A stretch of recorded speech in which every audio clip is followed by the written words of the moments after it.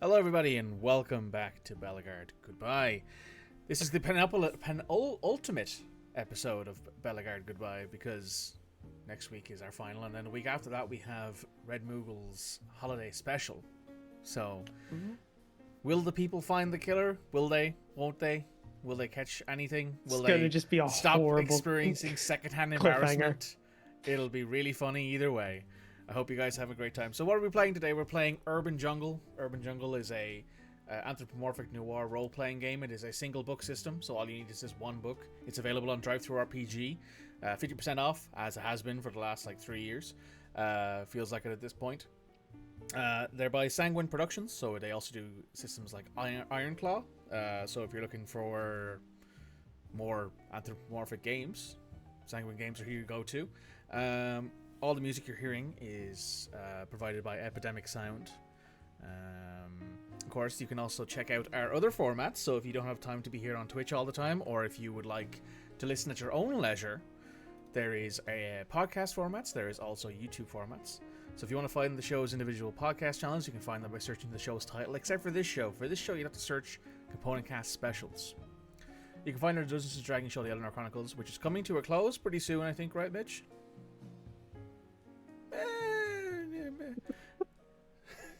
Our UrbanJungle show, the Krogan Knights, our Zweihander show, the Great Schism, our Lancer show is just business, and our specials, including the D-Dragons, Michael's own special, the Goodies for Gobbies, Red Moogle special, the House of Time, Midgeman special, the Path of Ghosts special on the Podbean, Player FM, Podchaser, Listen Notes, Bloom Play, Apple Podcasts, Overcast, Pocket Cast, Castro, Castbox, Podfriend, Podcast Addicts, Podcast Republic, Bullhorn FM, and Good Pods apps. Shows released on YouTube and on the podcast channels at 12 noon GMT, Friday for Amlor, Saturday for Lancer, and Sunday for the specials. Please remember to turn on your auto downloader on your preferred app. Be sure to leave a rating and review and share it with your friends who are as equally as nerdy. And if you want to support us more directly, you can subscribe here on Twitch. You can subscribe on YouTube. You can go onto our Patreon, which you can find in the links down below at our Doris link. You can also feel free to buy some merch. Since it's Christmas, you can treat yourself to a hoodie, like the one that Red or Roach is wearing. You can treat yourself to a hat, like the one I have here.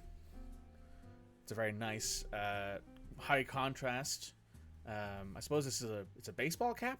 I suppose I'm not quite sure. Snapback. It's a snapback hat because I don't really. Yeah, wear hats. there is an actual baseball cap, I think. Yeah, there is a baseball cap, but I'm not the biggest wearer of caps, so I just bought this because I thought it looked cool. Which is an entirely reasonable reason to buy something. Also mugs, but I mugs, of course. I had so an example if you one want that I your put away. beverages, if you want your beverages in stylized or what's the word? Sponsored, I suppose, mug iconography, you can get that. You can also get a water bottle. There is an Avari water bottle, I'm pretty sure, and an Avari satchel, I think. Messenger bag, yeah. Messenger bag, yeah. Mitch put the Avari symbol on a lot of stuff. He did. The only thing he didn't do is tattoo it on his forehead. They would copyright infringe him for that. But we didn't give you they'd permission. pay you. Yeah, we didn't give you permission to have that on your forehead.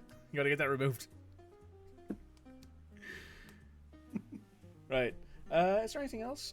No, I think that's basically everything for our spiel for the start of the show. So we'll be right back after this.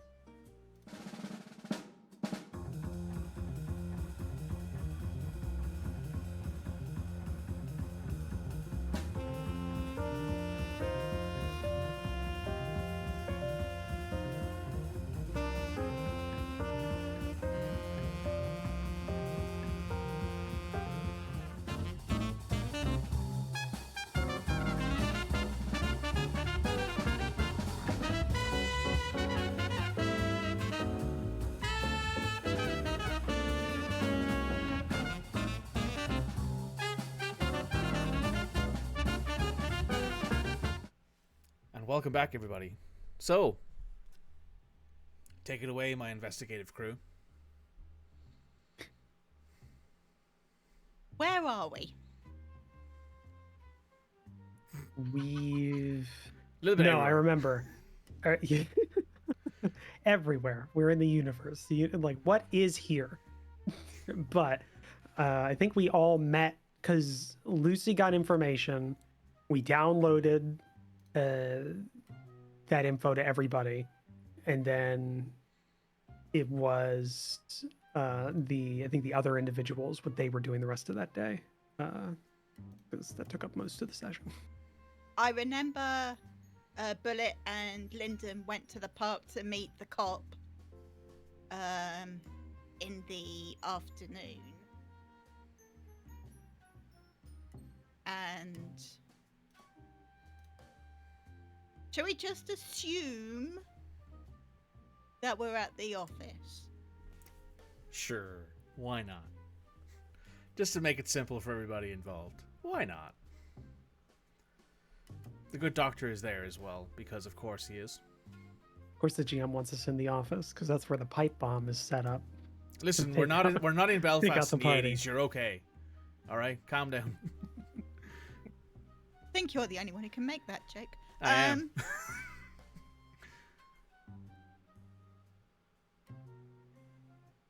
Technically, I could, but that's only because I'm not in that continent. Yeah, that's true. You're not in that conflict at all. Yeah, so You're a neutral third party. neutral. Neutral. They threw us out for making that joke. That's true. So, yeah, we're at the office. What leads do we have? We have the one individual that's connected with the gang that works at the Albright shipping, where the guns came in, and they were unattended for a period of time when that individual was working. So is that our only lead? No, so Okay, good. So it's a pretty We have a shaky meeting lead. as well tonight. way above the table where Red lives, Mikey, the silver lion head pin. Yes. In a world of where it's populated properly by animals and they're the sentient beings, Woof. how often do we see animal iconography being used in jewelry and things? Usually by that species specifically. I just realized. So it's the head. So it's a lion's head pin, which in our equivalent would just be like, it's a guy.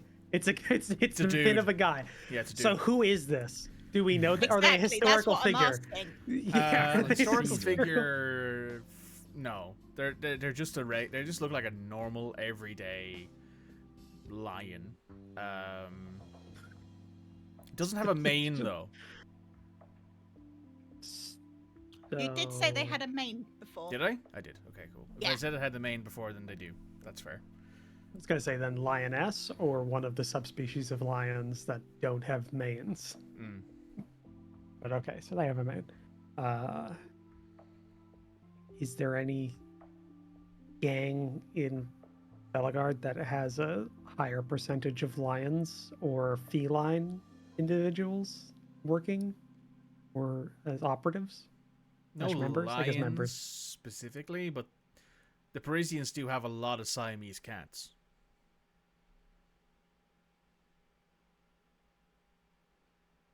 That's pretty shaky. Yeah, they're I quite know that. different. Yeah. Very different facial shapes, you know?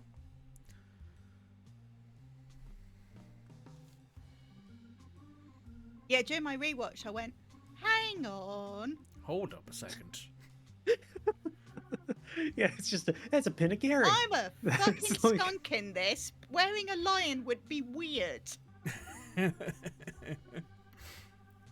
be like if it's like people walking around with, you know, just people on their It'd t-shirts. be like wearing a cameo, but you usually know the person in the cameo. Yeah. It's that scene from Hot Fuzz where Skinner is in front of his own picture. Yes. Yeah. Exactly. Perfect. Yeah. That's the one. And he has the same exact. Yeah. Yeah. That's such a great sight gag. That movie's Okay, amazing. so a couple of things that I thought about. One is definitely going to see David or finding him again and going, oi, what the fuck? Oi. In that exact Another accent. one. Well, exactly. Another one is the journalist that Bullet looked at the notepad for. One of the things on the list that he spotted but didn't ask about was a threat to journalists. Same day, Benoît dies. It was right pretty there. So I big think threat to that's journalists. worth a follow Actually, up. it was the following week. It was right there. That's all I'm going to say. It was right there. We didn't know Bourbon was going to die. Sod off. Sorry, Midge. Midge was supposed to be Benoît the next week, and you changed the script. I have The changed rewrite came script. down. Pray I Remember do not that alter pink it further. page. This is not a CW show. You're not supposed to change a script on the day. Oh, Pray I that'd be do a, not that'd be alter a it further. fuck for a television show. Wait, I'm dead, but now I'm playing another character? Yeah. Imagine. My contract said I was playing such and such. I don't want to play. No, this is not what I prepared for. I showed up in an episode before. I was supposed to be a monkey, damn it. So, okay. There's so many TV shows that have done that. Yeah. Yeah, true, but usually it's the actor gets replaced and the character keeps going. It's not the other way around where the character dies, but the actor just plays a separate character that all fills the Doctor Who? same role. That's the one. That's Also, Drake Ramore's evil twin. either way. So we've got the meeting tonight. We have the lead at Albright, and we have the journalist threat. Is there I anything think I might have else? done that to rival myself. I think you killed your own partner this time. Yep. Well done, Red. So what do we want to tackle first or do?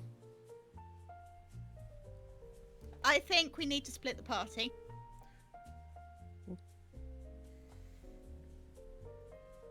I think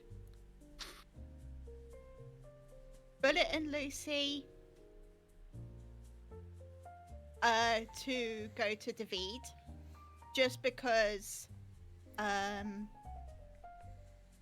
Bullet's met David before, but Lucy is the one who spotted him at the warehouse.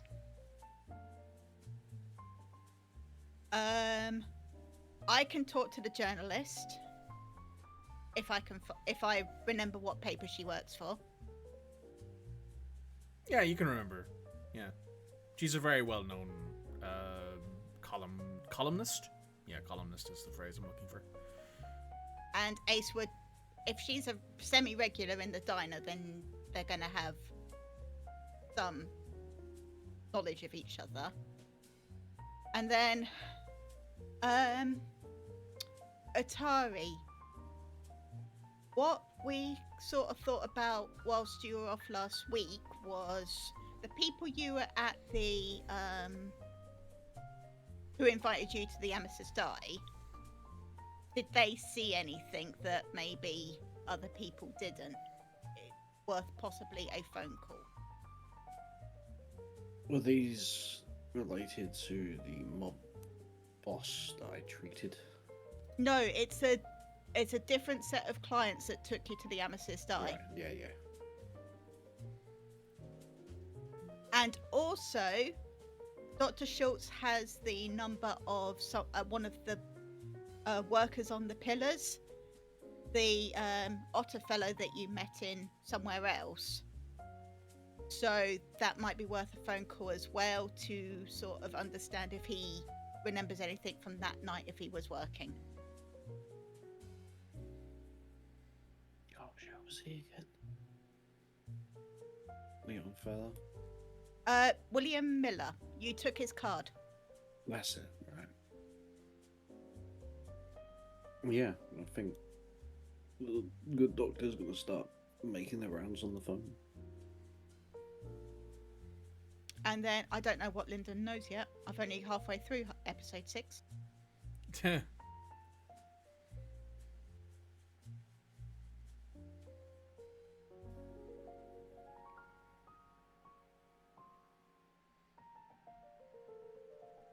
But there maybe, I don't want to take the lead here.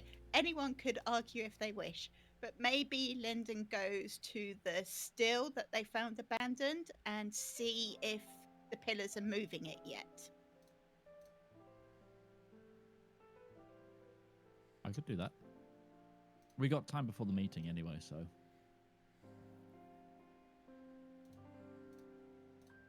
And break.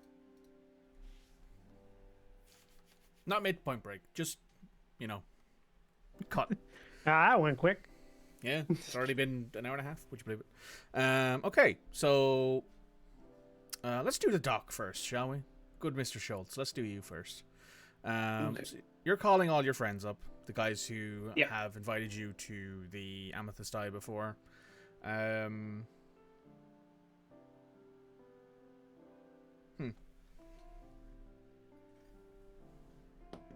I love being able to reach behind me and pull dice out of anything. D12. Okay. So, phrasing. Your first phone call is picked up by your friend. They go, "Hello, doctor. Didn't expect your phone call so soon. What can I help you with?" So, you remember the incident that happened at the Amethyst the other night? Oh, yes. Terrible, terrible incident, that. Indeed. Well, I am assisting a private investigator that's actually looking into that case on behalf of the venue's owner, and I was just wondering. I know he was there the night, and I'm just wondering if you saw anything or anything at all that might have gone missed. Let's find out with this dice roll, shall we? Yep. He thinks for a moment there's like that, gentle hum of no talking over a old-timey phone, and he goes, now that you mention it, when we were taking cover, I noticed that there was like a flash, like across the street on the building, like on the top of the building right across the street. On the top of the building across the street, a flash, yeah? Yeah, like, it wasn't like a flashlight or like a camera flash. It was like it was too short to be anything like that. Maybe a muzzle flash? Yes, of course. The muzzle flash, well, makes sense. Maybe the fine for a range.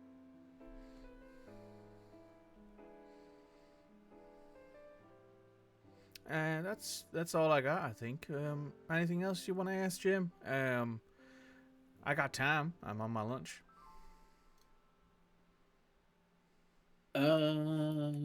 Mostly was just focused on what was happening on that night and any details that you could remember.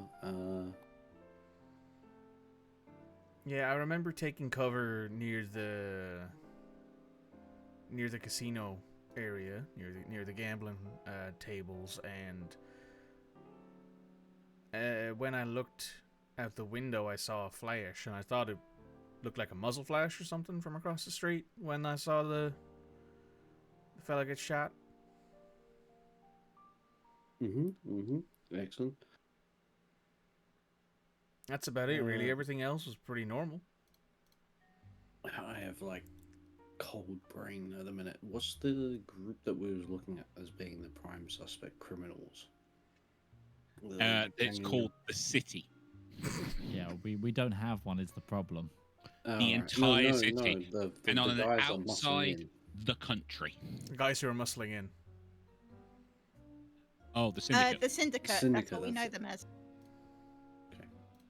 I've just got one other thing I wanted to pick your brain about. Now, I've been dealing with an increase in people that have perhaps gone into a bit of trouble in the street, and there seems to be rumor or word coming from a lot of these patients about an organization called the Syndicate.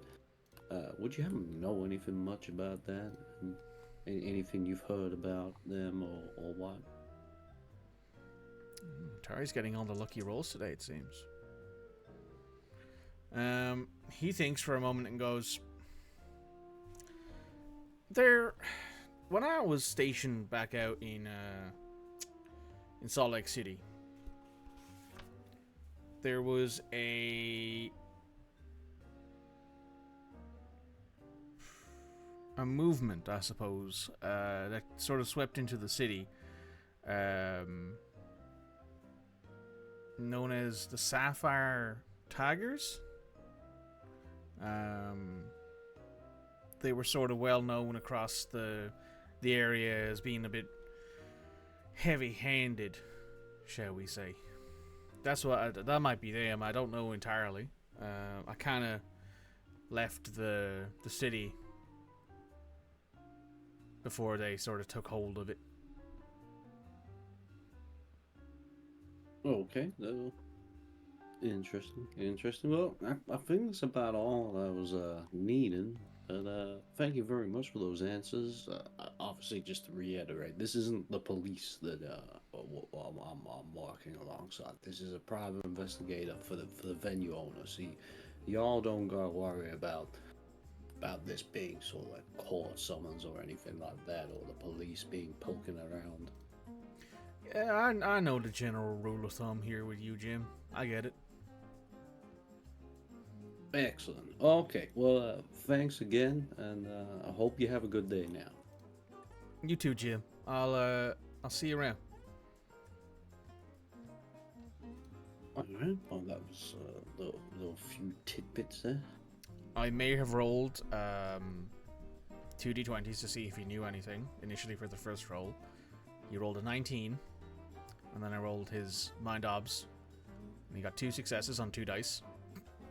I then rolled a second d20 to see if he knew anything about the syndicate. He rolled a natural 20. I then rolled 2 mind obs again, and he got 2 more successes. So your dice are doing well tonight. I need to stop rolling for you guys. I need to make you guys roll. Your dice. Yeah, I need you guys to roll for me from now on. No. Yeah. Midge, you need to pick high-low again for me. No. Refuse. He refuses. Won't happen. Absolutely not. Absolutely zero chance of that happening.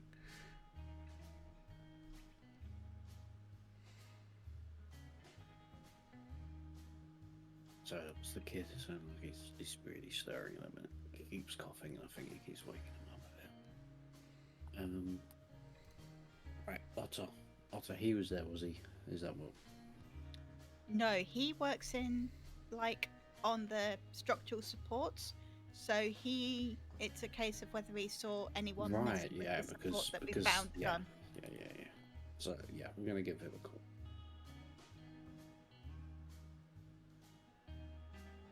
So you're giving good old Willie, or I suppose Bill would be the shorthand in this Bill. case. Give Bill a call. Giving the old Bill a call. He calls the cops. Right. So, you call. Takes a couple rings, but eventually he picks up. William speaking. Hello there, William. This is Dr. Schultz. Oh, the good doctor. Yes, my friends have told me they've been to see you, and they find your methods quite helpful. Fantastic. I'm glad to hear that, actually. Excellent. Well, obviously, I'm more than happy to assist on that. If there's any others, I'll definitely make room in my schedule for them. But yeah, I'm glad to hear that they're finding it effective. Of course. Well, I'm assuming you're calling me about something. What can I help you with? Yes, it's actually something completely unrelated. So I don't know if you know, obviously the shooting at the Amethyst.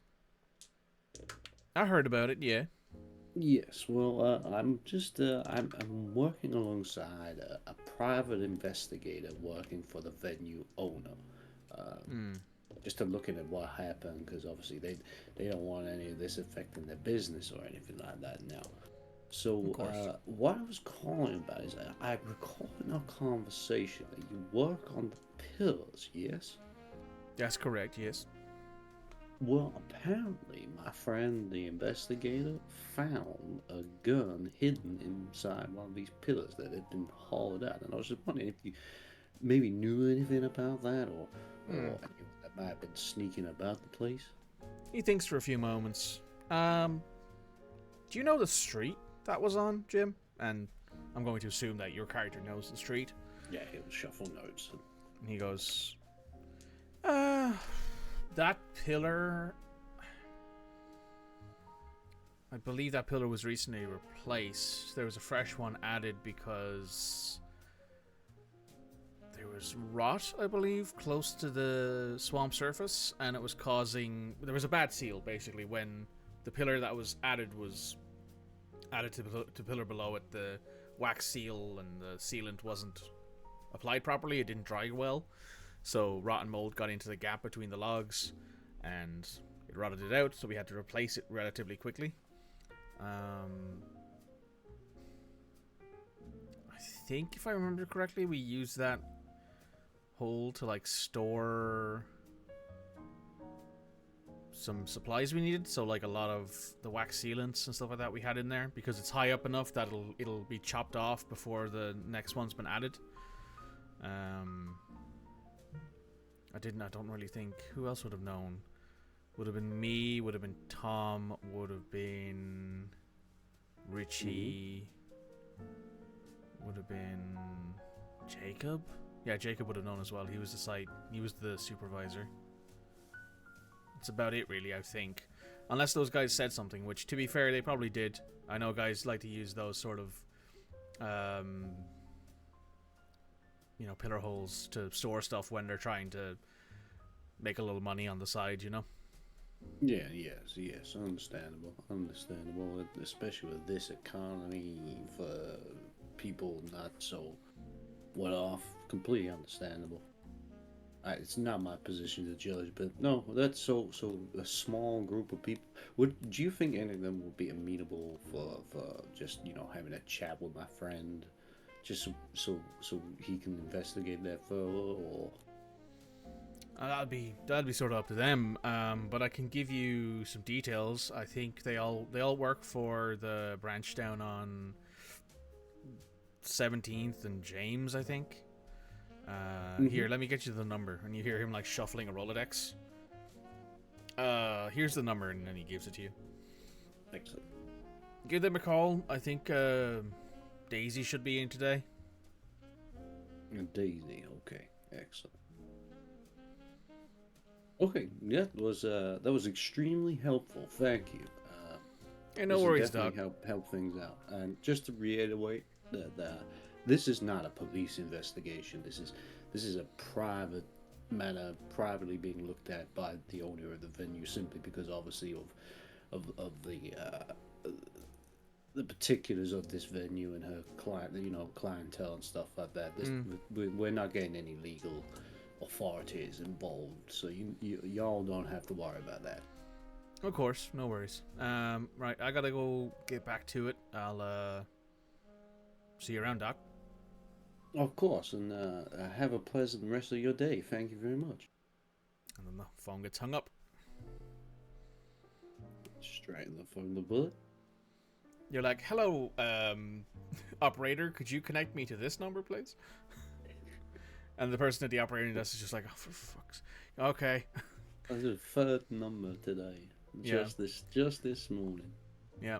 In the last probably hour, you've called 3 different people. So you call, and this time the phone is picked up immediately, and they go, Daisy. No. I was gonna call our PI. Oh, you're going to call your PI? He's in the same room as you. He's right there. Yeah. Oh, you're all in the office. Yeah. He's right there. I forgot. Yeah. He's there in the corner drinking coffee, looking brooding and solemn and Batman-y. So I'm gonna come over with my little notebook. Normally I write like medical things and stuff, but obviously in this one, I'm gonna walk over and take off the sheet and hand it to him and basically relay the info. So in terms of the Bill, Bill friend, he's given me this telephone number. It turns out that there's only a few folk that would know about it. That it was rotted before it was replaced. It's been replaced now, allegedly. So these names are the other individuals that were known about it. He has said though that it's possible they would have told people. So I don't know if you want to contact them yourself to maybe see if they let anyone else know if it wasn't any of them. But these are the names. And going back to my friends at the Amethyst, what they said is that they noticed a possible muzzle flash coming from the roof of the building opposite on the street. So this may have been, where the shooter was, which is why we didn't really see much in the building itself. He may have been firing from the outside. Interesting.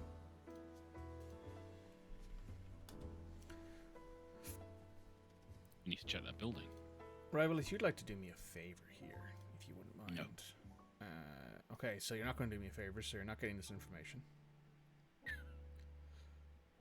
What's I'd like the you to favor? make. Go on. I'd like you to make me a mind tactics roll, please. Well, I would if it hadn't just freaking closed everything. 1 second. Not cool.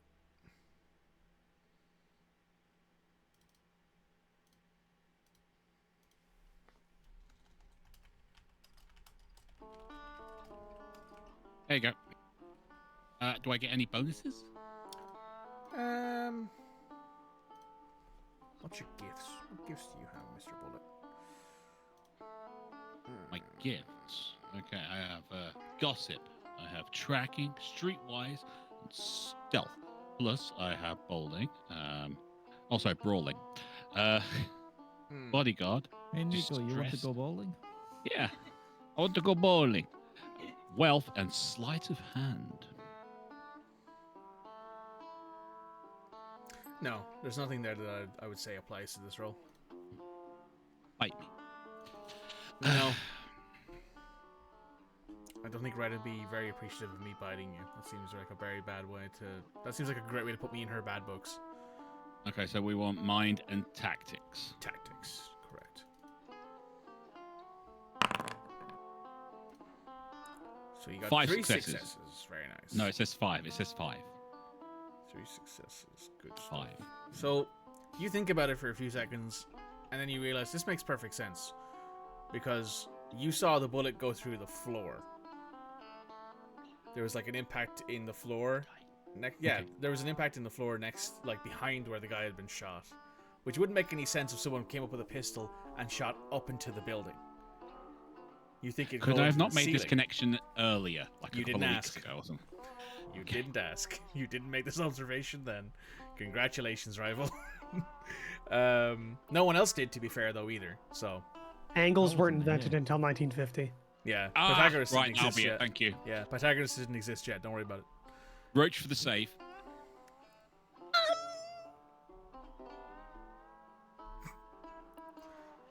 So, yeah.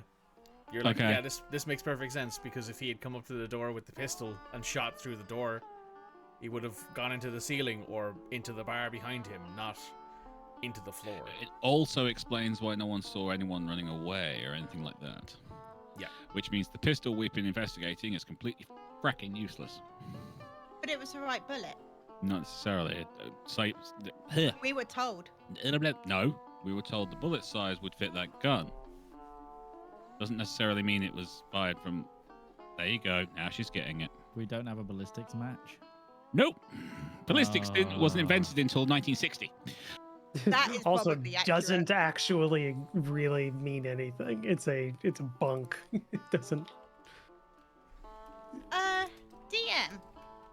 Whilst Ace is listening to all this, can she imagine? Does she remember how many stories the building opposite to the Amethyst Eye is? It's like it's a street, so a full two-way street. The bridge is probably about the same width, and then another two-way street. So that's probably what, like, how wide is a normal everyday street? Like 10 feet, 20 No, feet? like 2-story. The height of the building. Oh, the height of the opposite. building. So the height of the building opposite is probably around. It's the main street, so it's probably 3 stories, 4 stories tall. And it's super far across as well. It's, if you're thinking of it this way, it's like a 6-lane road between that building and the Amethyst Eye. Probably a little bit wider even. Mr. Bullet, that building's quite tall. wondering if it was actually from a window or it was maybe a flying friend who could get that high but still be able to get through that door, because there was no glass cracking or anything. It came through the door as far as I remember.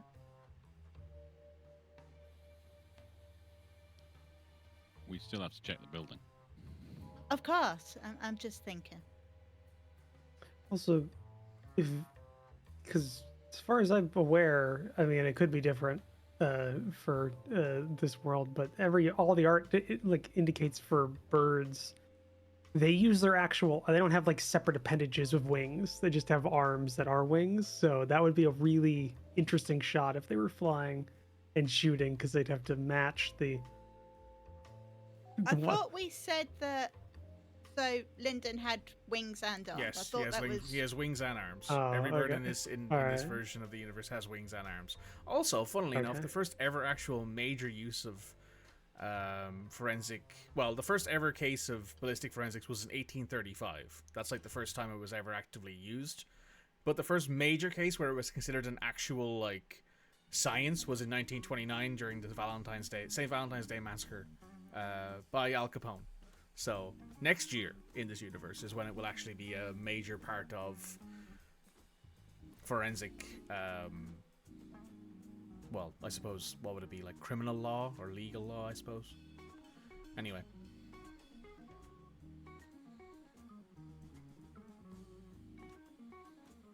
Well, I'm gonna go see this journalist. I'll see you either here or at the diner. Sounds good. Be safe.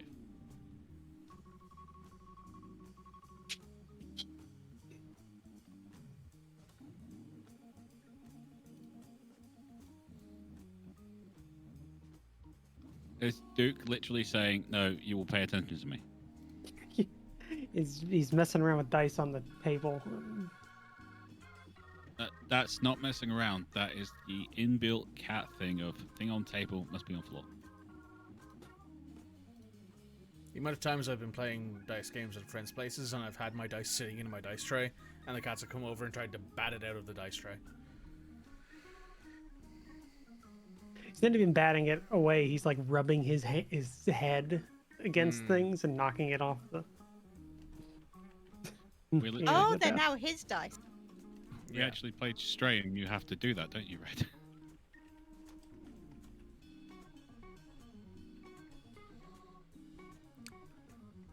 All right, so you're going to talk to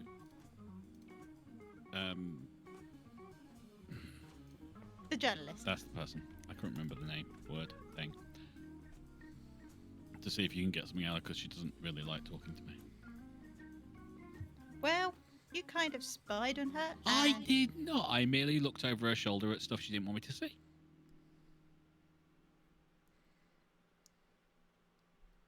You're the only one who's met David, so it makes sense that you go talk to him. We have to, though. Yeah. He's numpty. He is, but It's also our only lead.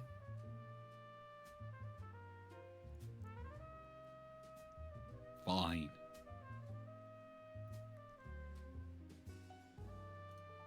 Who wants to go first?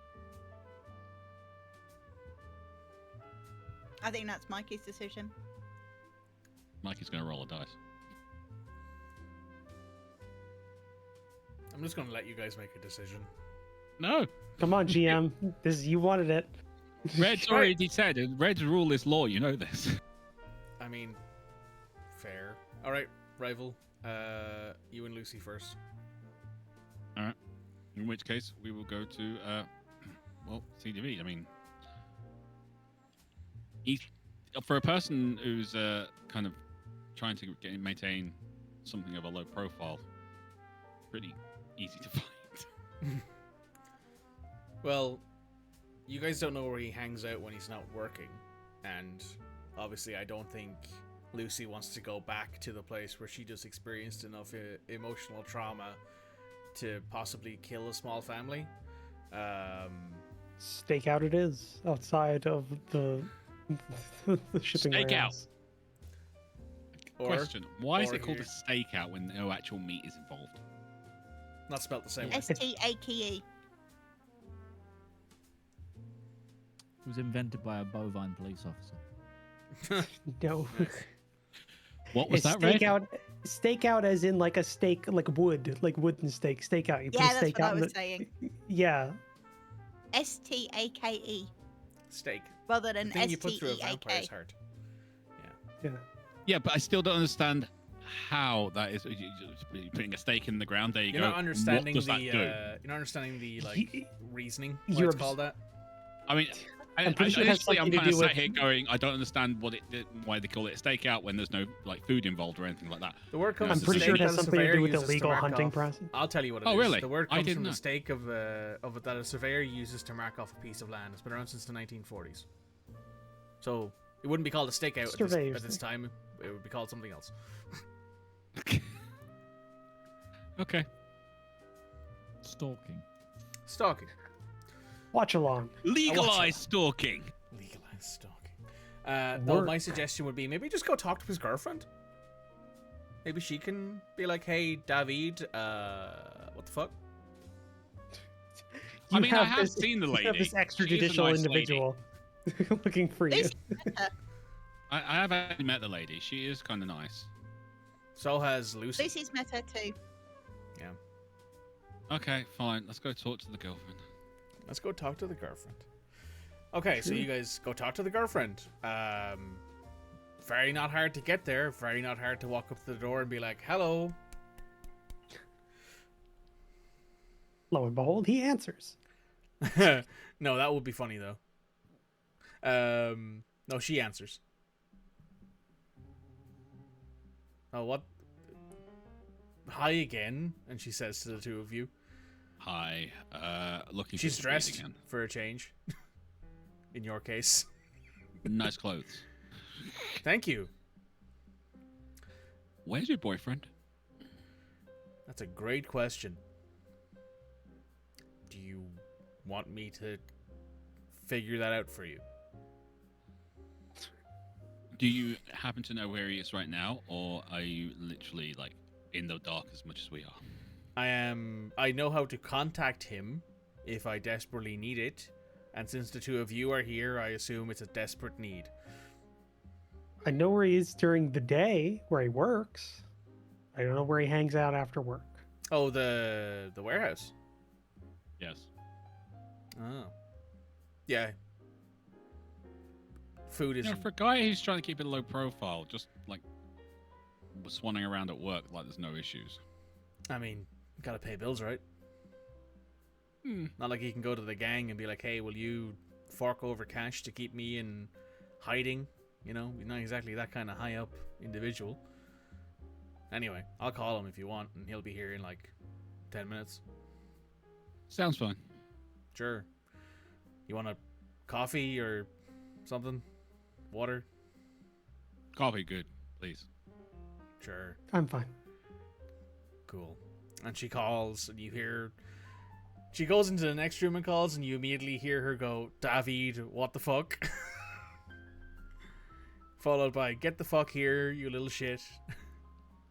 I swear to God, if I didn't love you, I'd beat the fuck out of you," sort of thing. Well, that's sweet. That's very sweet for the 20s. That's harsh. Possibly. Are you saying that in character or out of character? Oh, I'm out of character. Oh, fair enough. In character, I don't give a crap about him. Fair enough. Wait, this is a fight between a coyote and a mountain goat. The coyote is winning. She is. So yeah, she then hangs up the phone, makes a cup of coffee for Jake and for herself, and in about well, let's find out how fast David is, shall we? About 5 minutes later, he shows up.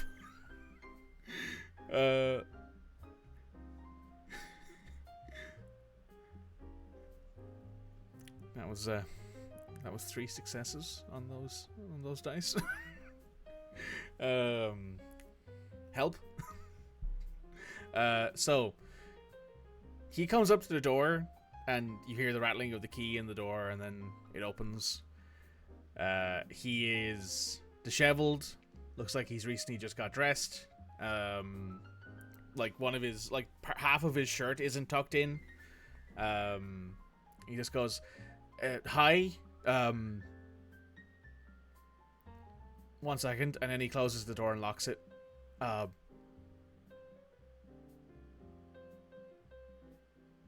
then he's just standing there like frozen for a second, and then Ilya goes, 1 second, and she like pours him a cup of coffee and hands it to him, and he starts sipping it, and he goes, "Thanks." Okay. Knocks it all back. Okay. What can I do for you two? Got one real question for you, bud.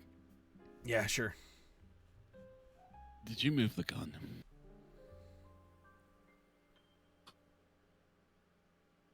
He very much does that thing where he pauses, crunches his eyes closed, and goes, "I need more caffeine. Hang on."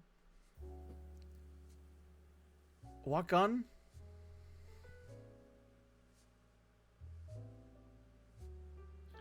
The one that we found. No. You don't sound sure. I'm confused as to why you're asking me these questions.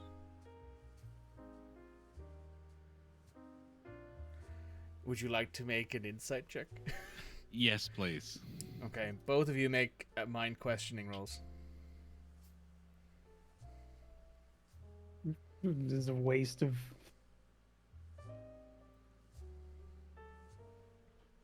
This on me.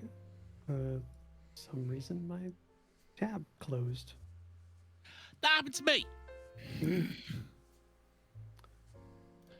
Would it be questioning or would it be observation? We're questioning someone. Yeah, you are questioning someone.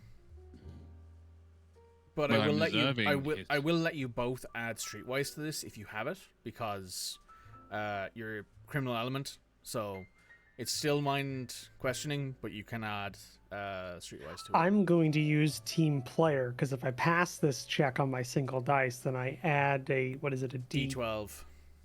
then rival can roll D12 with his roll. So wait a second, I'm gonna do this. So I have a D8 to mind, and that's the only dice I have. So I have a higher chance. And I have since a you're higher team chance of doing the player, team You player don't thing. affect him negatively either, so I do have to remember that too. Yeah. So 4. So you Cool, get a D12 Rival, you got an extra added D12 to your roll. to add to that roll, my friend. Oh yeah, that's right. Roach, remember you have luck back because it's been a session. Alright. So, I've just been told we don't have questioning on our list. It's above I shooting. do. Yeah, it's above shooting, below Yeah. presence. You were supposed to denote this like writing it all down because the sheet's not 1-to-1 because we're using Ironclaw to second ed framework, so it substitute, didn't yeah. work. Yeah. We're just using the. Yeah, there it is. just using It those is. dice framework. It is right there above shooting and below presence. Yep. If it's not written on your sheet, assume you don't have a dice in it, basically. Cool. Yeah. I don't have a dice in it. Cool. So you're You get a rolling D12 and your mind dice. and 2d12 because you have streetwise as well. Cool. Somehow you're working this out with a decent roll. Roll another d12 for me. You only rolled one d12.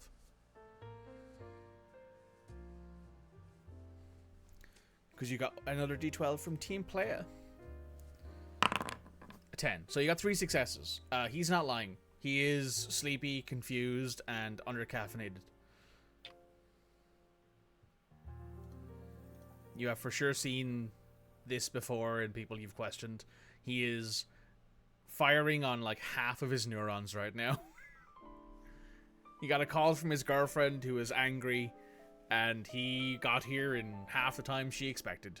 So he is eepy and unsure. Alright then. Another question for you. You work at the warehouse, right? The one on 7th and James, yeah, that one. Yeah. you see any crates of pistols going to any of the deliveries? Specials. Oh, I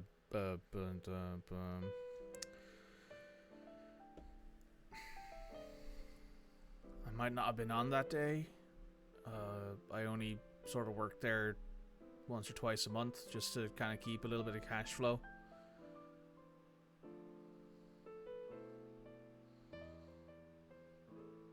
I can hide away on the gang's dime. I can't eat on it, so.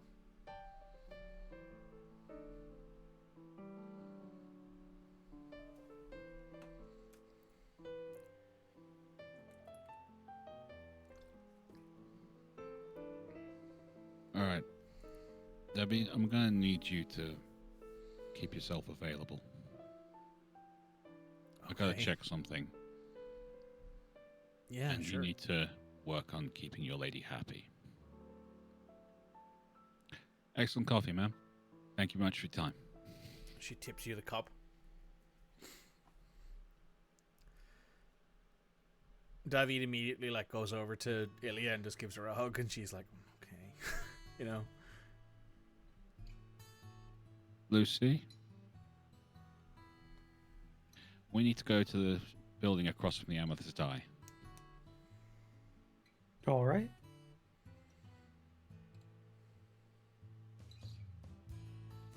We do so. Sure. What kind of building is it? Is it like a So office the building building? directly across from the Amethyst Eye is, well, the bottom floor is actually a cafe. Very well-known, popular place. Just great pastries and coffee. The second floor is the sort of storage area for the first floor. So that's where, you keep all your raw materials. Third and fourth floor, residential. Okay, we need to get into the residential section. Well, you've lived in Bellegarde for long enough to know that the front two are obviously combined. So, if you go into the main front door, you can go into the back and then go upstairs. But since the second floor is not connected to the third and fourth floor, because those are residential. Residences. Yeah. The way to get to those is usually around the back. And then there's usually a spiral staircase that'll take you up to a landing area where you can get off and get onto the third or fourth floor. That tends to be how a lot of these bigger buildings in the center of the city works. Is there a lobby area on each floor? Basically, there's just a little balcony area that you'd walk across, and there'd be a door that led you in. So there's the third floor stop with that balcony, and then the fourth floor stop with that balcony. Okay, and looking from those balconies, can I see the Amethyst Eye front door? No, because you're on the Other side of the building. other side so of I'd the need building. to get. Yeah. I'd need to get into one of the apartments to be actually able to see. Yes. Okay, does any of the apartments look like they are disused? Yes, both of them. Have any of the doors been opened without proper keys? Yes, both of them. There's little scratch marks on the metal of the keyhole. Okay. I have the ability to lockpick. Can I try and get in, please? Sure. That would be You're not doing this quickly because you don't really need to. So a mind craft with your lockpick skill, I suppose. Is your gift that might be? Sleight of hand? Yeah, sleight of hand. That's the one. Sleight of hand. I can't select sleight of hand. It's just a D12. Just D12, is it? Yeah, it's a D12. Cool. It also gives you an attack you can use.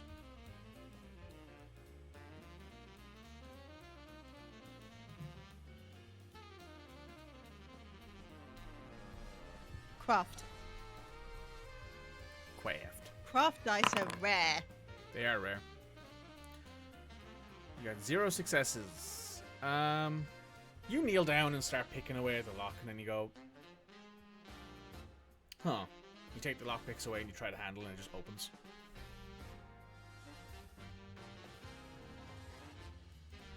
You're muted. And I do a perception check, a nature check, a religion check, an acrobatics check, strength check, and then eventually just push the handle down. It opens up and go, oh my god. Yeah. Classic TTRPG playing, eh? I double check for traps. It took you 4 hours to open this one door with no traps, no magical intent, nothing else special about it. Just a fucking door. It's a piece of wood with a freaking lever on it. That's it. Yeah. Mikey, the first rule of playing TTRPGs is never trust the games master. You know this as well as we do. Listen, right? I'm a bastard. I'm not mean-spirited. Those are two different things. Yes, you are. No, I'm not. Yes, you are. You're my son. If you're not, then you're not my son. I mean, biologically, no.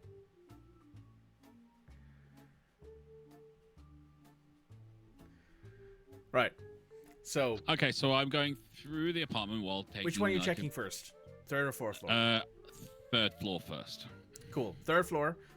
Looks like this place is mostly being used for like squatting. So like, there's a couple beds that have been thrown out.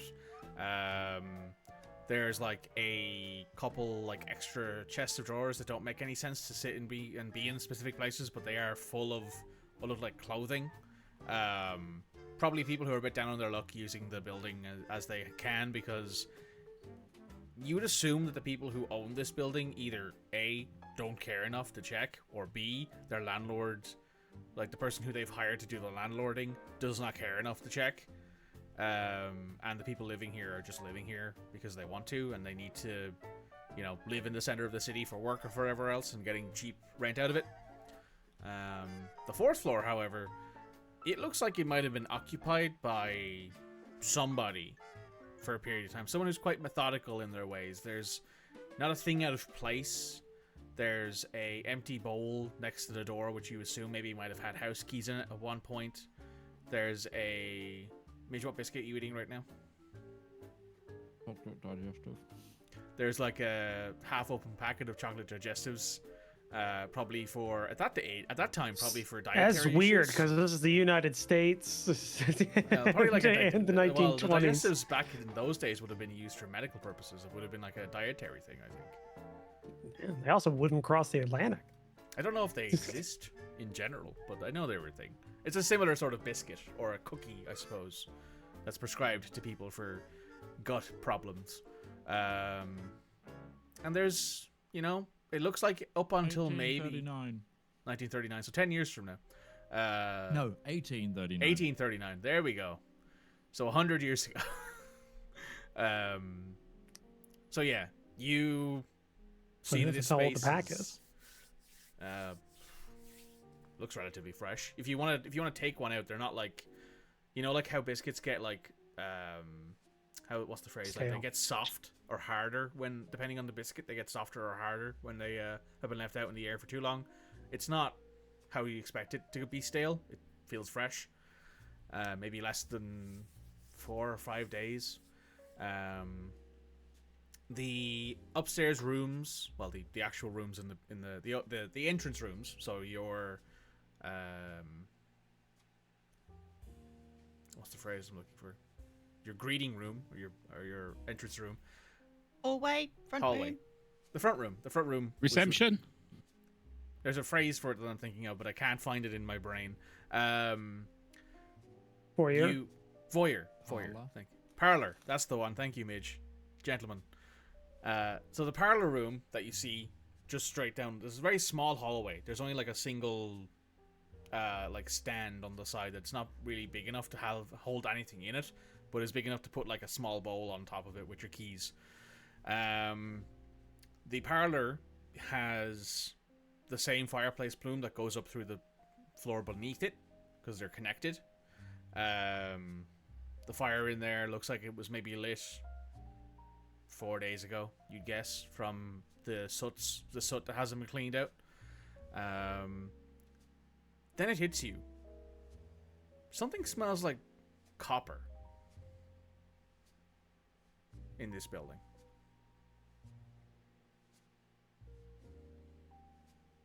Okay, so carefully move through, motioning to Lucy to stay quiet.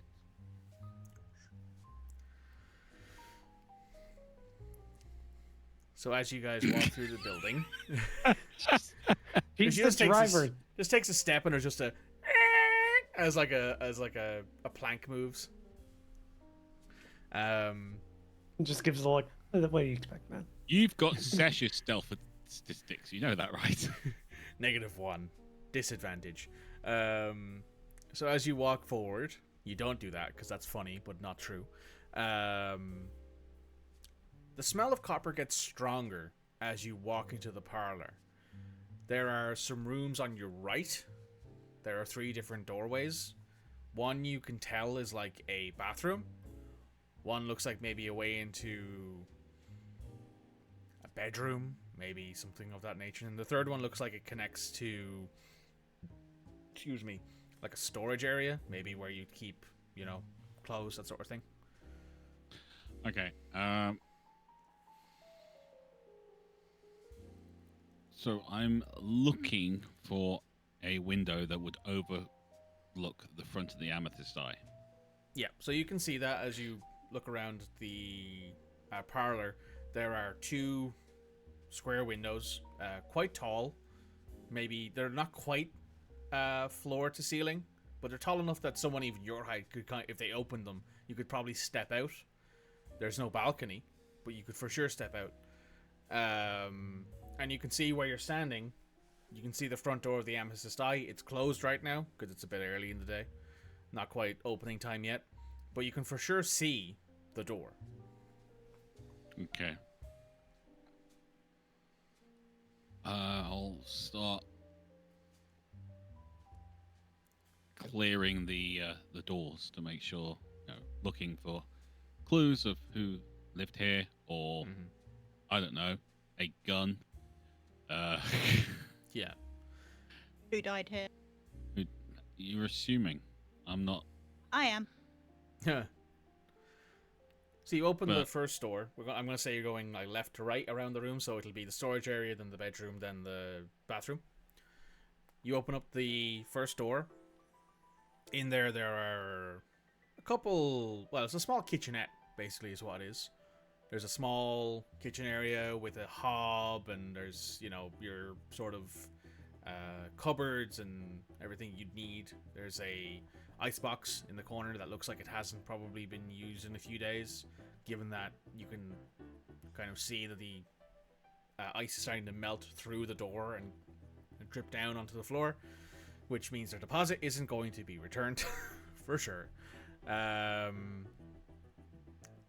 The odd coppery smell you get from the fridge. Okay. Clear the rooms first. Cool. Bedroom you open up. The bed has been made. It is neat, tidy in here. Looks like it's been untouched for a few days, like most of the rest of the house. There's this thin layer of dust starting to gather everywhere.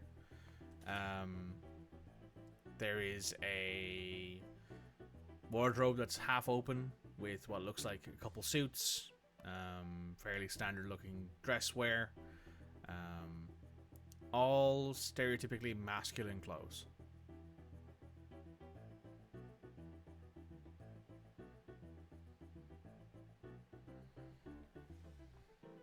Okay. Back to the icebox. Is that what they call it in America? Yep, Roach? the icebox. Not anymore, but back then they did. Okay, what do they call it now? The fridge. Refrigerator. Yeah. Oh boy. What do you call it? Fridge. Yeah. No, fridge. It's not a refrigerator. It's a fridge. The fridge. Guys, help me out here. The fridge. Sure. How big are the clothes? Average size. You wouldn't say Do they they're have any any slits bigger. in the back for wings? No. Because they'd have to. If wings exist, they Yeah, have. no, there they has to be. There's there'd have also to be there are also pants tailoring that have for it. specific designs for like people who have longer or shorter tails because, you know, they would get in the way otherwise. Oh god, like not supermarket, but just like chain store, like clothing store. Instead of it's like XL, XS, X thing, it's like XLTL, like for tail length or tail Yeah. long, tail TS. So it'd be XLTS, so extra large, tail short, like. Yeah. Tailors, You spent- there's nothing ready to wear in this place. It is all you buy it and then you get it customed. I think that's the only way it's gonna work. Spend more time in the furry community. They've worked it out. They have. They have. Mitch almost died over there. Yeah. Don't kill Midge. I don't want to have to be like, hey, so Midge, I'm sorry, you're Midge's dad, Midge's mom, I'm sorry, your son was killed by someone making a furry joke on stream and him choking on fucking biscuits. By a furry making a joke. It's just, yeah. That's all it took. That's all it took. That's what got him. It will never beat the first thing that Shenmue ever said to me when I complimented. Oh, I remember this. Their Yeah. suit. I remember this question. I won't repeat it on stream. No. Tell you that story afterwards. It's a very good story. Alright. So, you go back to the icebox. Yeah. And I You open don't it. see any blood. You open That's it. a weird call out. Well, when you think copper and it's that strong, like anyone who's ever been in any room that's ever really had blood permeate it, it just sticks to everything. That coppery blood smell is very hard to get rid of, even in the best of circumstances. I meant as we were looking at like the fridge and going like, oh yeah, you're at the fridge, no blood. It's just so what No bodies? blood whatsoever. No blood. Yes. There's no blood leaking out, is the thing, right? In fact, Red Moogle from now on, that we're gonna do that every time we walk into the kitchen. Oh look, there's no blood coming out the fridge. I swear to God. Sure. Right. You open the fridge. There's no blood. There's a cascade of blood as you were all sucked into the blood dimension. Yeah, that's what it took. Yeah, that's what about it. That's about it. You pushed him too far, and the DM decided, you know what? You guys have said I'm a bastard. I might as well be one. Might as well embrace it. Anyway, so you guys, you open the door to the fridge, and in there is a half melted like block of ice. That when you open the door, it doesn't necessarily flood out, but there's like that gentle like slosh of water that comes out. In there is some milk. Looks like it's still in date. There's some regular stuff. A few cuts of ham, some cheese. There's some chocolate because it's the south and it's hot enough that chocolate left in the cupboard would melt. And then you open the freezer, I'm going to assume, which is the top section of this thing. In there is what looks like, to your mind, a screw-on copper pipe that you might use for a pistol. A makeshift suppressor.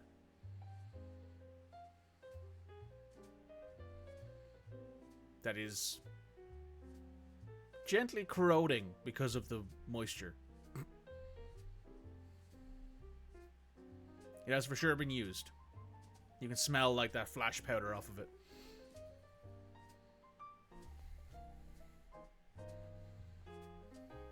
Cool.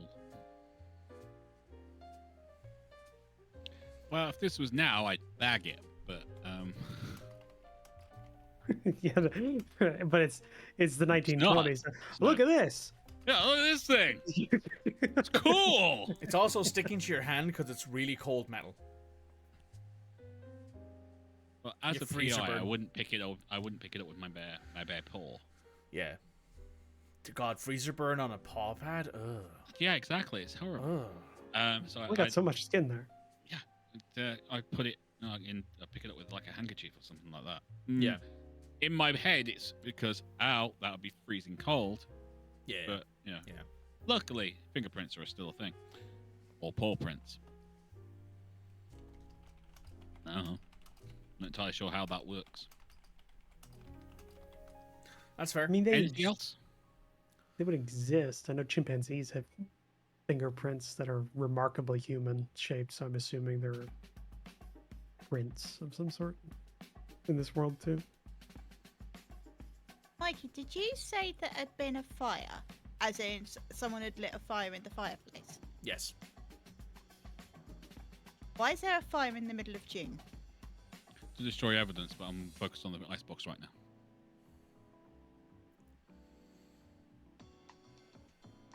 Is there Middle of anything June unusual in about this? Anything unusual about this, or is there anything else in the icebox? Nothing else in the icebox that catches your eye. All right, Lucy, you got a bag? No. Okay, in that racing outfit, you got any pockets? Yes. Cool, put that in your pocket. She does so. All right, we'll go back to the fireplace. Sure. Anything in particular you're looking for? Anything that has not been completely destroyed. Paper, pictures, written instructions. Shoot this person as they come out of the amethyst eye because of this reason, and this person told you to do it. There is a note that you can see that has very nice paper. It's what's the Christ, what's it called? It's got Embossed. Like embossed, or it's got like a header on it. Yeah, embossed. Yeah. So it is embossed, and it has that same logo as the pin. The lion head pin. The few words you can make out are target, the date, the June 7th, a few bits and pieces, maybe about like how would I put this? Hang on, let me see how well this comes through on the. If you had to take your best guess from what you can make out on the rest of the sheet, it seems to be directing the person who was reading this to make it easily pinnable on locals. That's the general gist you can get from some of the half-burned words across the lower half of the note, but it's mostly illegible. Anything else? Not in the fire, no. Okay. Back to the window. Mm-hmm. I'm looking at the window ledge and around the window ledge inside. Anything there at all?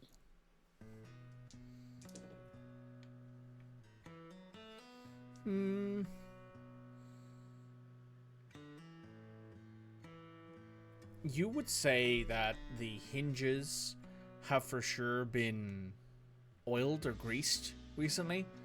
Maybe for quickness, maybe for speed. Also, the latch that's on both of the windows can be closed by simply... So if you were standing outside of them, for example, maybe you're standing on the roof, or you were standing on a ledge, or you're standing... or flying, even. Or you were particularly tall, or you were an octopus, because those exist. You could for sure reach down, tap this window, and it would close and then latch as the window, like, swung in, so you wouldn't need to pull it, essentially. The latching is automatic. It latches as it hits, no matter which way you pull it. So if you were to say, I don't know, jump out this window and be capable of swimming, say, and dove into the water in the middle of the road, you could for sure close the window behind you with a well-placed kick or a particularly vicious opening of the window.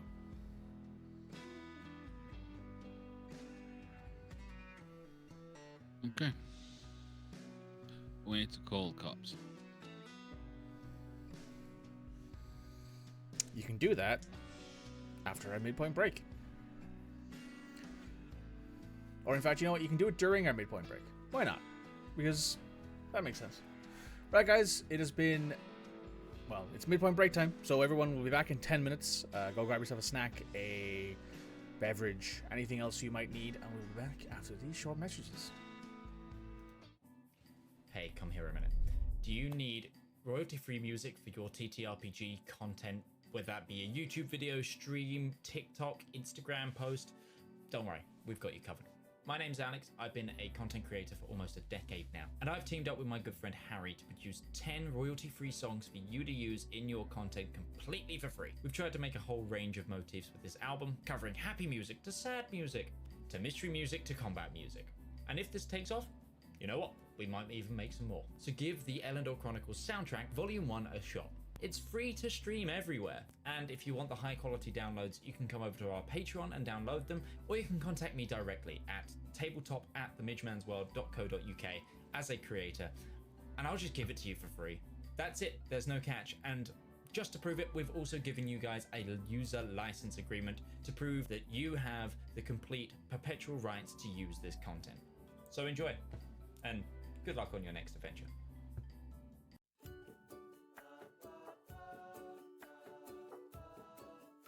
Oh, good day.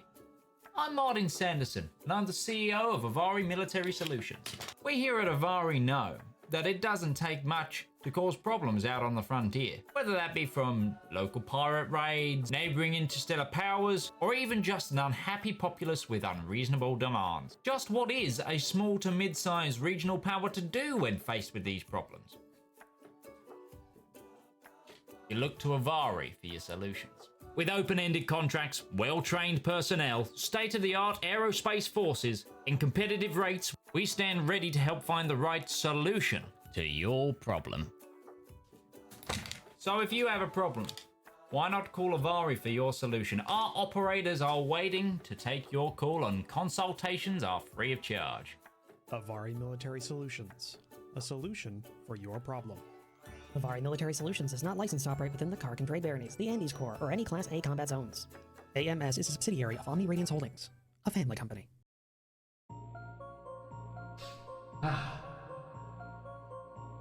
When is a story more than a story? When a tale is more than words on paper? When is an ad more than the script it's written on? In the darkest and deepest annals of our own history, worlds of wonder and splendor burst through like a blister made of hope. From the brain that's rattled and riddled with madness, a radiant pustule. Writing, art, that's storytelling. That is the true lust of life.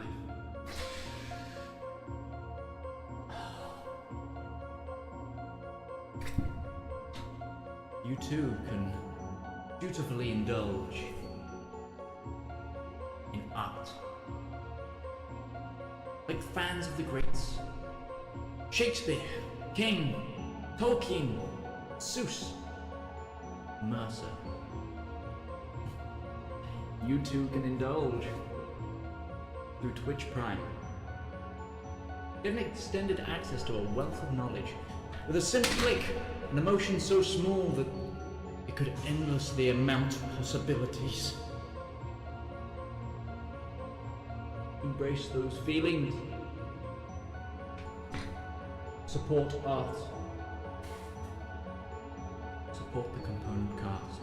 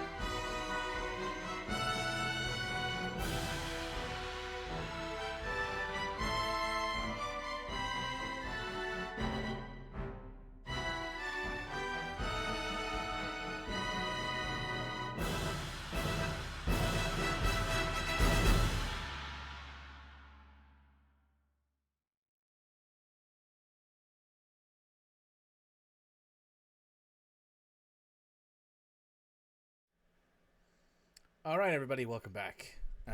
We have been discussing Roach's cosplay projects because that's always fun, right? Yes, it is. It is fun. Rival's having a great time trying to figure stuff out. So, you guys decided to call the cops. They've arrived on scene. It's not Jenny, but it is police force that you've worked with before, Rival. Are you Lasgun. Lasgun. You're gonna be like Lasgun. What the fuck does that mean? That's the name of the cop. Lasgun's the name of the cop. Yeah, Lasgun. Dale Lasgun. Yeah. No, it's Las, short for Lazarus, and gun with 2 N's. Yeah. Okay. Roach, I'm going to take a look at that. Your Lasgun, get up here. Uh-huh. Cannon.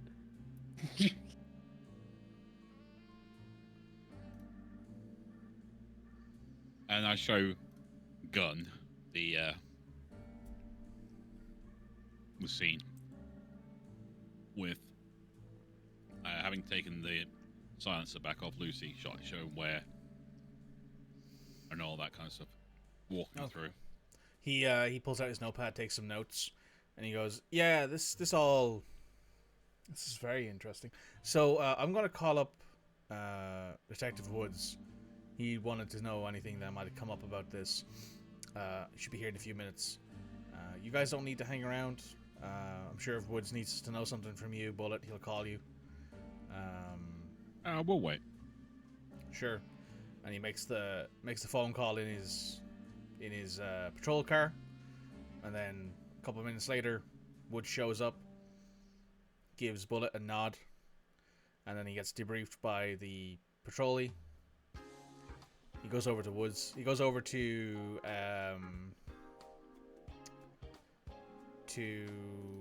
Bullet, sorry, and says, "So I've just come here from a triple homicide that I think you and your crew might be interested in."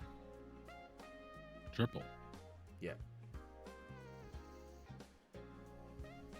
What makes you think I'd be interested in that? 3 Muldoon boys.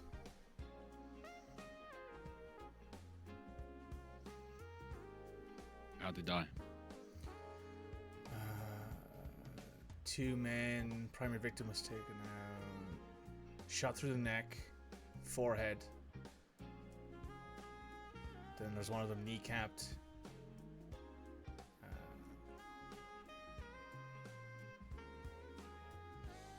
They were velveted. I think that's the good term for it. Okie dokie. Anyone got any witnesses or anything? No. It was Anyone hear any gunshots? No, it was an old Muldoon restaurant. Was shuttered a little while ago, but still belonged to them. They closed it after some run-ins, shall we say, with the Pillar Gang nearby, who weren't too happy with them figuring some stuff out. But this isn't the Pillar Gang. I can tell you that right now. Pillar Gang don't work like this. This was personal in some way, shape, or form.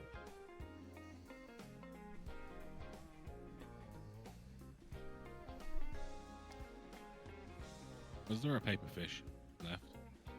Not that we've seen, no.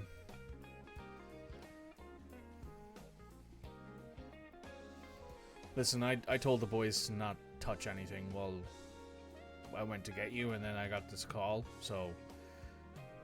Listen, whatever you found here, I'm sure it's important, but I need you to go there right now. Oh, we're on our way.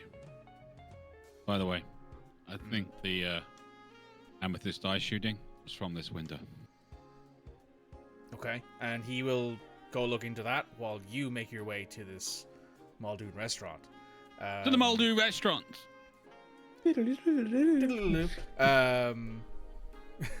Ace, do we want to touch in with you real quick? Sure, I haven't said anything as Ace all day. So what have you been directed to do today? I'm gonna go speak to the journalist. Okay, you head to the Bellegarde Gazette, wherein you ask for Anne Summers. The receptionist basically. No, it was Anita Summers. Anita. Anne Summers is something quite different.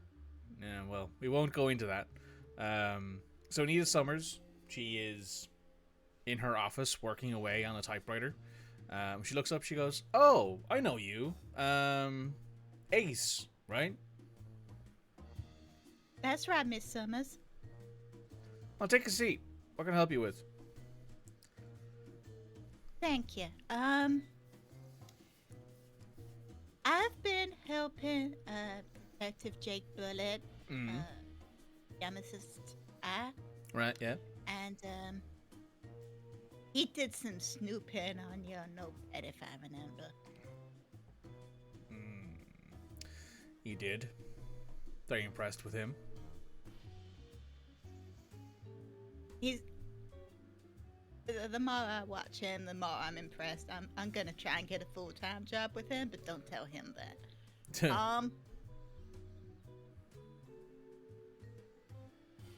Now, on your notepad, he's mentioned that you were looking into journalists getting threatened. That's correct. There was a few notes left at various. Excuse me. A few notes left at various receptions for people of my particular occupation, telling us to stop snooping about certain things. A few people didn't, and they learned very quickly why they shouldn't. I assume Mr. Benoît was the most recent victim of said advice. But there were others that have been hurt. Hurt, but not killed. None of them knew who did it. None of them really came back with anything other than one or two small things, like they were good at it. It wasn't a thug who showed up and, they don't tend to hide their face or make it they tend to try to make it as much of a show as possible, This person just wanted it to be a one and done thing of, if you do more of this, this is your last warning sort of thing. And it seems Benoît kept pushing.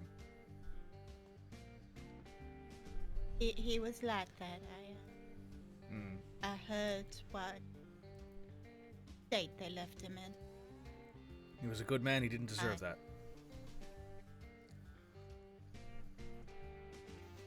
Just glad to know Everard's alive. I went to visit him, and he didn't remember much. I think he's dead. Well, anyway, what can I help you with? Anything in particular about the threats? We don't really have any kind of inkling about who did that. We just know that it was the same person every time. I want to know why. What was a particular thing that they were... Well, there was the killings around town, the serial killer. Why they were doing it was a big deal a couple times, I saw, but a lot of them weren't necessarily connected. Some of them were people who maybe wrote an article, something to generate fluff. Maybe sell a few extra papers that week. Some of them were more in depth. Some of them were maybe even only mentioned in passing. But it seemed like whoever this person was, they didn't like it being in the news. This is of the paperfish. Correct.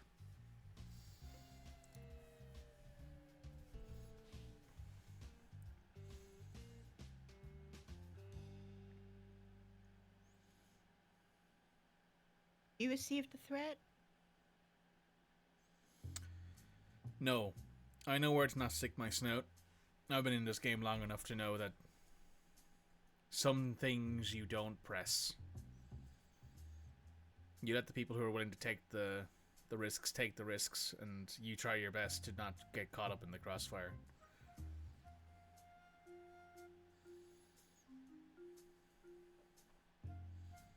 Wish Monsieur Lessoile let me listen a little more.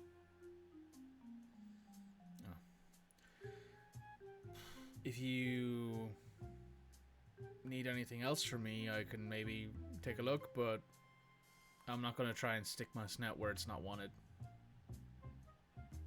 Maybe one thing, and Ace is going to get out the shorthand stuff. Yeah. None of us can make head nor tail of this.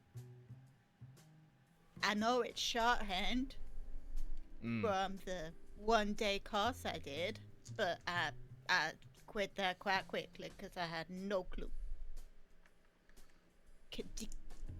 Now, some of his notes are in French, so I don't expect you to know that necessarily, but if his shorthand used English, maybe there's something that you can see.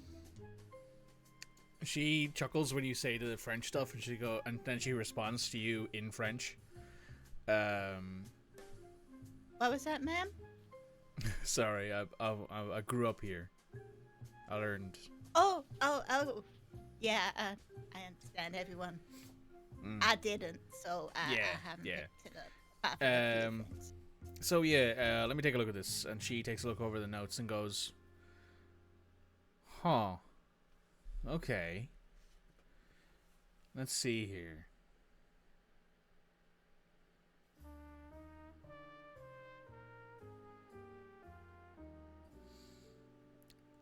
Benoît mentions the killer's choice of weapons and expertise disposing them. Possible history. Can't find cases.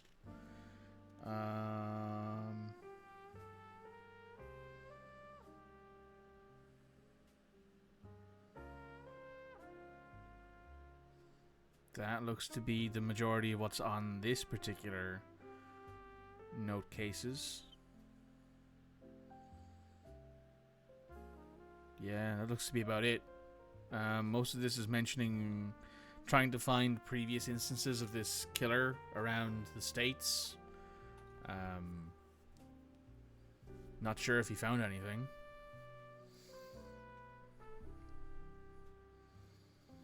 This person is real dangerous, aren't they? Yes. I've done this job for a long time, and there are certain people who you just don't get entangled with. If you told me I needed to go and talk to some Muldoon, thug, I'd do that. If you told me, oh, you need to go talk to somebody who's high up in an organization, that's fine. But the second you get someone like this around, that's when you know you need to step away and reconsider your choices.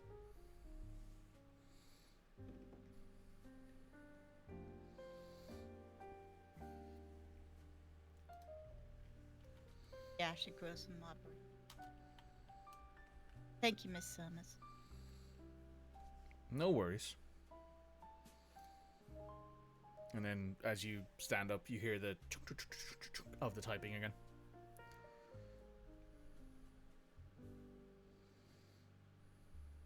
Ace leaves a box of cupcakes desk and makes her way out of the office. As she does, she's going to do something that she is not used to doing. Ooh. And look around and see if anyone sees. Sorry, repeat that.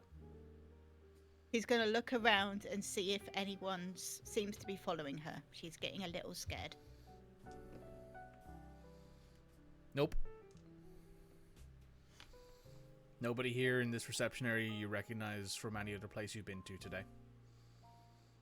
Alright, she's going to keep an eye out on the way home as well. Way back to Jake's office. Sure. but she's beginning to get scared again. Sure. Jake and Lucy, you guys are being directed towards the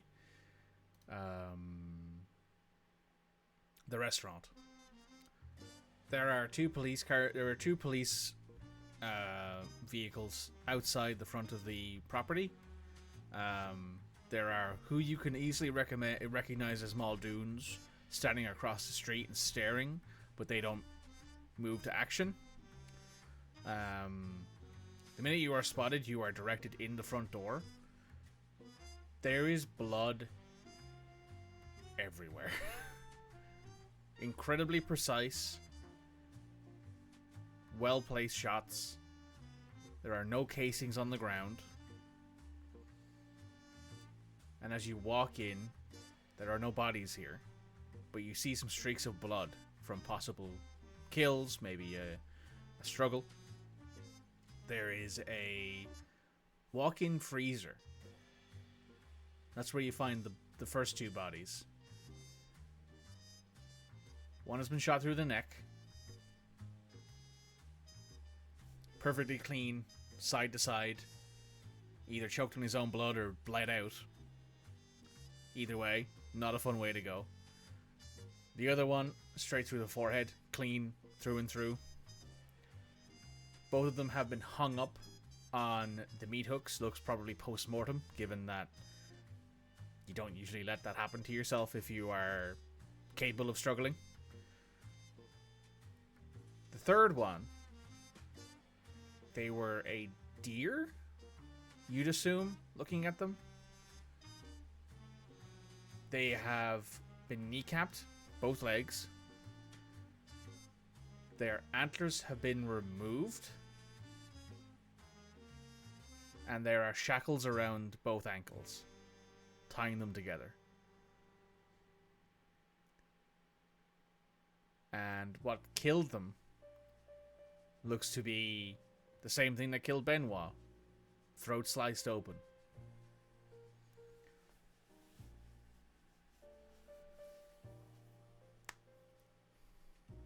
You hear something bubbling.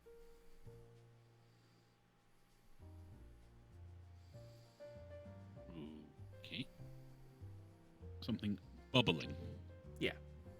Inside the icebox or outside? Outside, in the restaurant area. I'm gonna go and check that. I ask Lucy to check with the officers, is this where the bodies were found?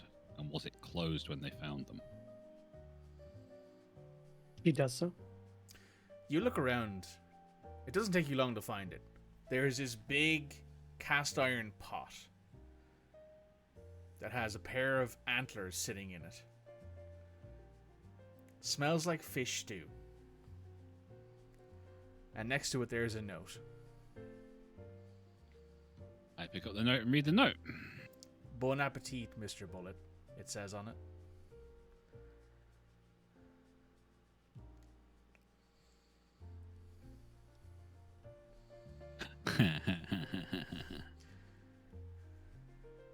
Oh, great. Lucy, you ask the police, and they say, yes, ma'am, the place was closed up. We were contacted by... And he looks across the street and points at, like, one of the Muldoon men. They said that they tried to get in, but the doors were locked, and they never were. So they assumed something was wrong. We showed up, got inside, found the bodies.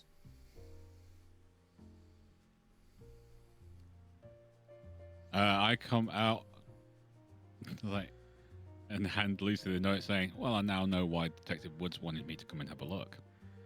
And then start walking towards the Muldoons. They don't move when you approach them.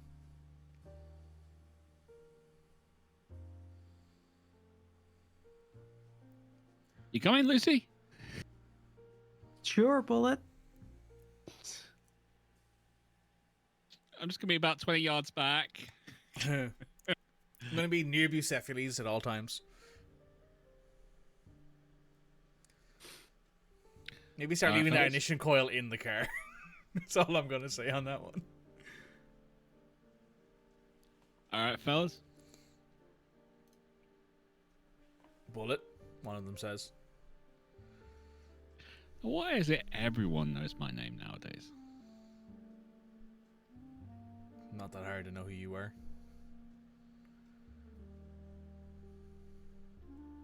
So, word is that place is always open and you guys found it locked up tight. Yeah, it did. We usually come here for card games, food, sort of stuff. And tried to open the front door, tried to open the back door, both were locked. We had someone come around with a spare key. Got inside, saw the situation, and called the cops. Felt very I don't mean weird to be. doing that. I don't mean to be unfeeling on this, but who's in there now? The Deers, Jacob. Heavy. Lots of years of experience. Was in line to be promoted to lieutenant in a couple weeks. The two boys with him are his old friends, Luca and Stefan. But they'd all been kind of right-hand men together for a while. And they all worked on putting pillars into the streets and things. No, they were Muldoons. They were our boys.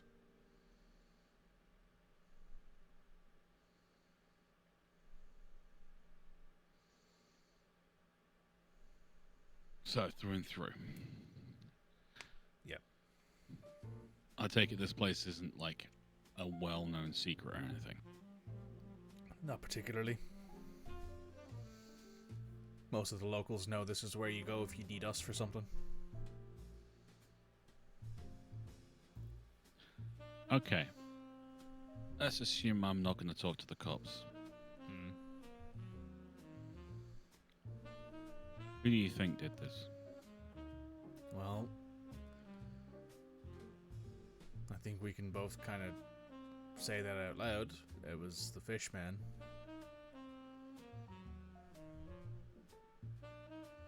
Yeah, he's a bit of a pain in the ass. Yep. Alright. I guess you're going to be reporting back to your bosses. They already know. Tell them we're looking into it. Let's try and keep the retaliations to a minimum. We'll do our best. I appreciate that. Now, before the cops get all antsy having you guys looking so mean and nasty over here, why don't you, go get a cup of coffee or something? We gotta go tell, well, their families, so, kind of been putting that off. Gotta go do that now. Alright. And walk back to the cops. Yep. Nothing in there's been touched, right? No, sir.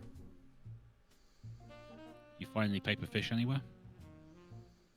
No paper fish. No. Just real fish. Just real fish. Alright. Call the coroner. Yep. And there's a call made. We need to talk to the group. You lot need to be allowed to make a decision whether you want to stick around on this.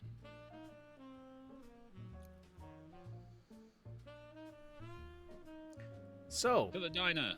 to the diner. Voodoo-doo-doo. I'm still investigating a thingy. The You are, the yeah. fucking still. Yeah. I'm not in line with this timeline yet. So you're at the still.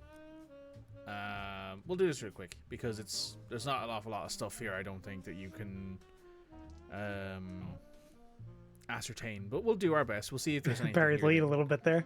a little bit there. We'll bury the lead slightly. Move past slightly. this. This is a useless scene. Fine. Okay. The So only thing I wanted to really. yeah, is there anything in like, particular you wanted to look establish- into? Yeah. Yeah, with this, the idea is because obviously me and Bullet tipped off the cops about this still location. Yes. I want to see. Because I want to help try and test the theory of possibly there's cops doing this or not. I want to see if any pillars get here or if cops get here first. And if they look to be pillars moving the still, I want to talk to them and find out if this is when they were meant to be moving it, or if I can try and convince them to tell me if this was when they're meant to be moving it, or if something's hasted in their timeline. Because I want to find out if the cops leaked information to the pillars. Okay, cool. Pillars arrive. You can tell they're pillars straight away because they are normal people wearing workers' outfits. There's 2 beavers and a hippo. They take the elevator down, and you can see that at this point, that like gentle sort of almost clear smoke out of the chimney has stopped entirely.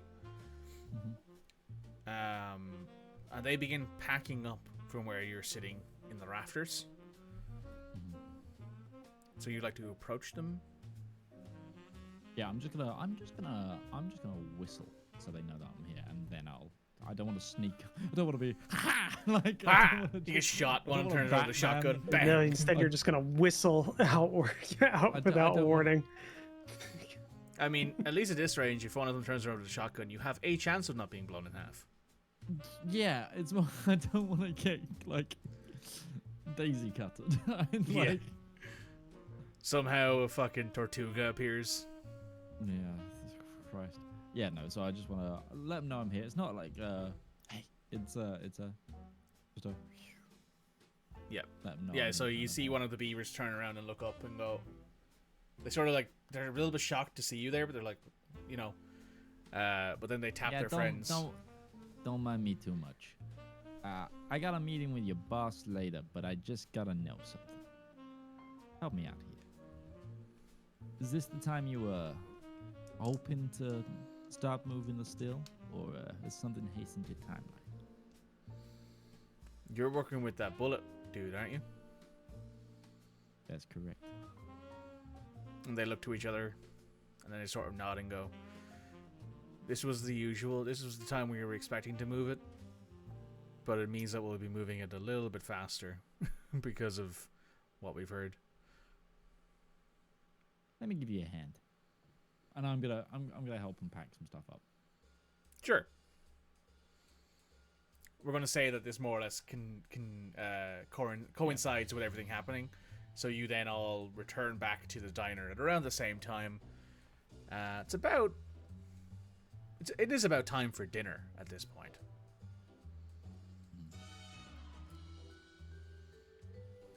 The meatloaf is really good here. Joe's own special recipe. Meatloaf's one of those things. It's good, but if it's bad, it's bad. I don't even know what meatloaf is. It's a loaf of meat. Loaf of meat. Indeed. It's a loaf of meat. Right. Meatloaf can be pretty good though. I've had meatloaf before. That's pretty good. So yes, you're all sitting at a dining table booth. You're all there having a fantastic time. All right, everybody.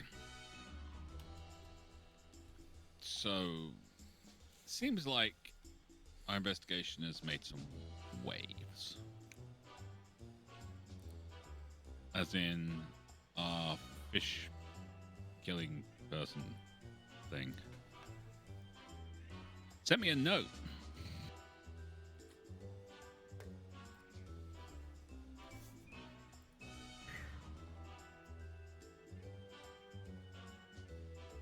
Which means they know exactly who I am, and I am now probably a target. Which means everyone who stays part of this investigation is now probably a target as well.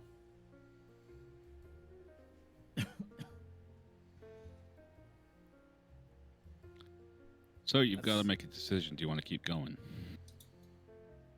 That coughing is Lyndon's actual reaction. Yeah, it's just on his soda. He just kind of goes around the wrong hole, gets caught in his beak, you know. Mr. Bullet? Yeah.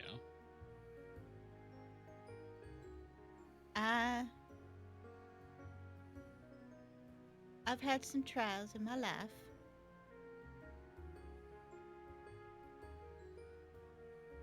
I'm not one to back away from a fight or a I'd still like to see this through. But if we could get my mama somewhere safe. We can do that. Thank you. Anyone else? Come on, Doc, you've got something to say. I'm an outsider to all these things. I feel like I've been sucked into something I wasn't quite expecting. But if I'm in it, I'm in it.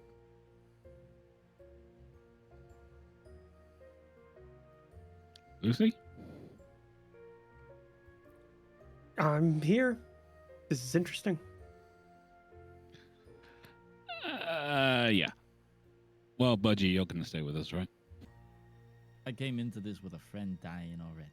I knew what I was getting into. Besides, I'm not sure that anyone else here has ever even aimed a pistol. Besides yourself. Oh, It I would have. be- I learned to shoot at the ranch. That may be true. But there's a hard difference between, shooting at the ranch and shooting at a ganger.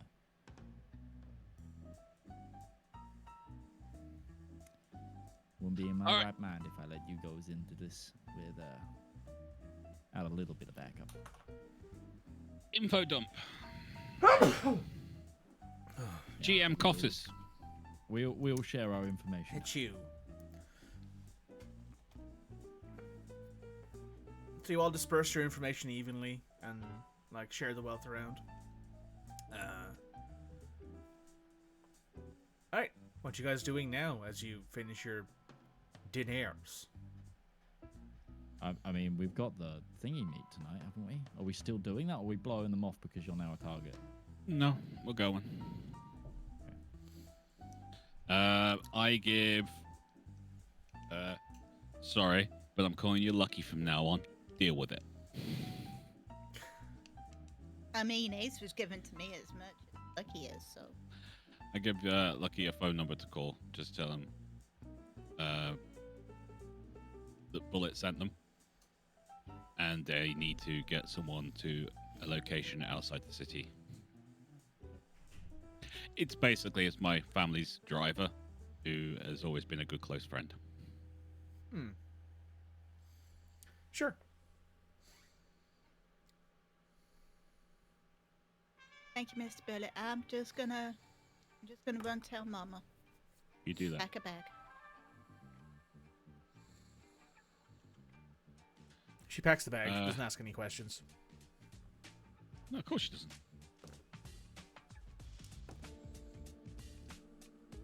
Strange mongoose just turns up at the door with a very nice car. And a very British accent. Yeah.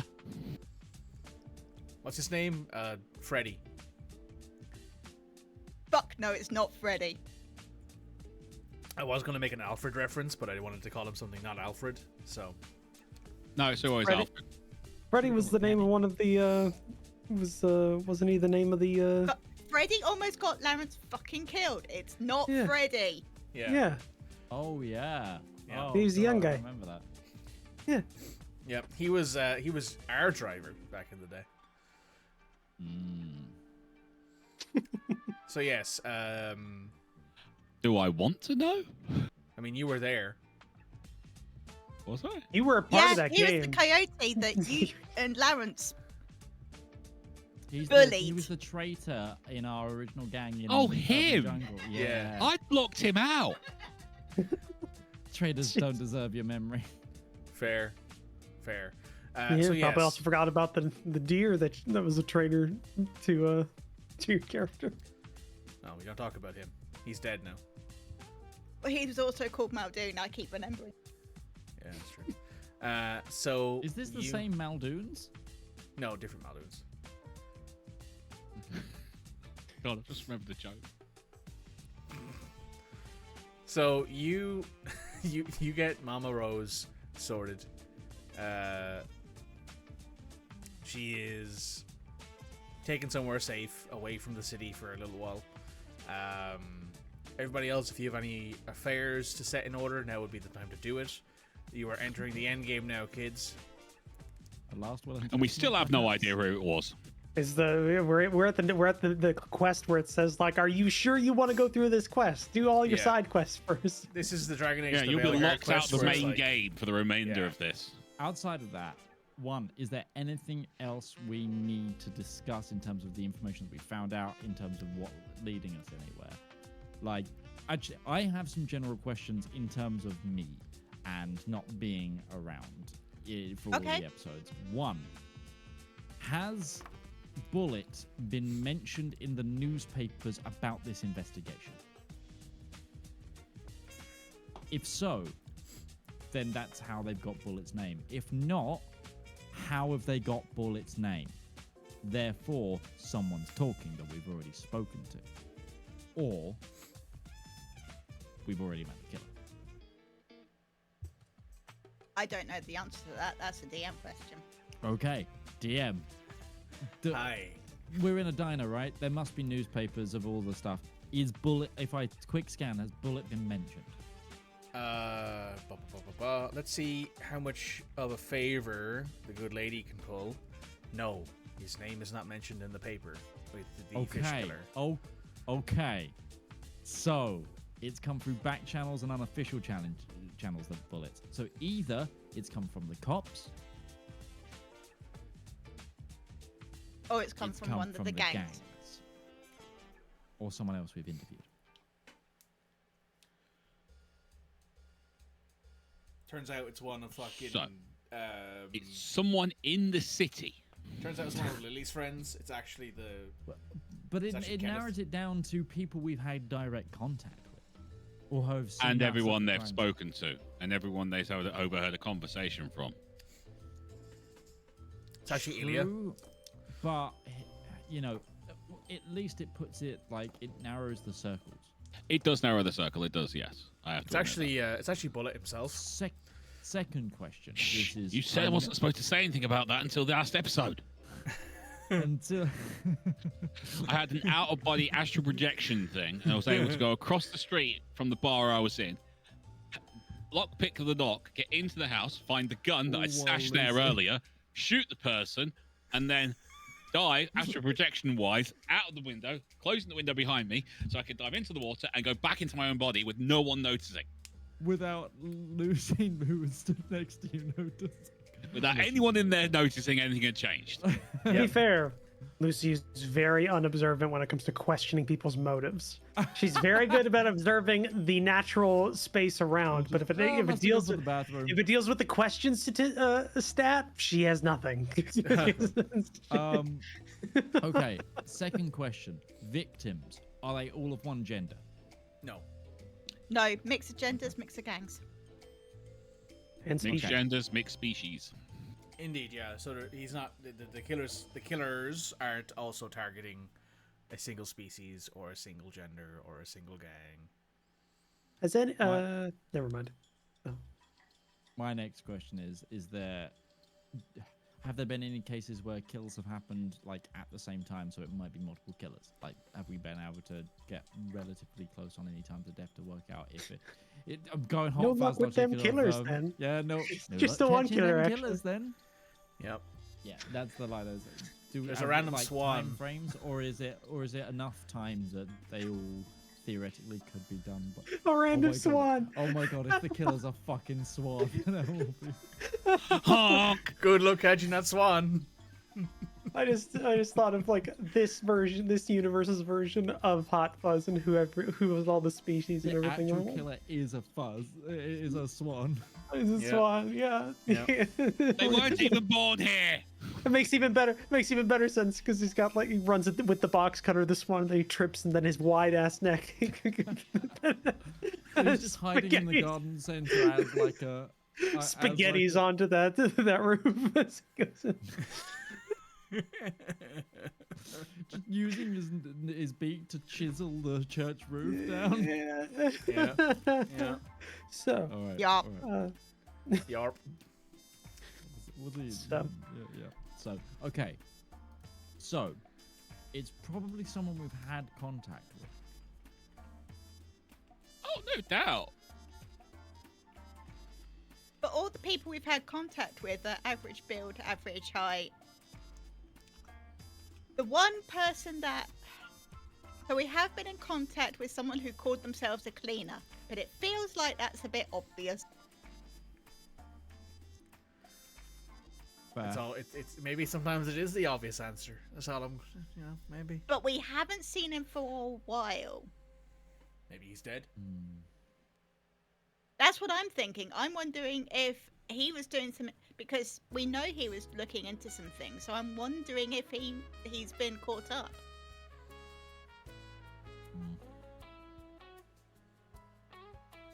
I haven't seen anything in the paper about a jackal being killed, have I?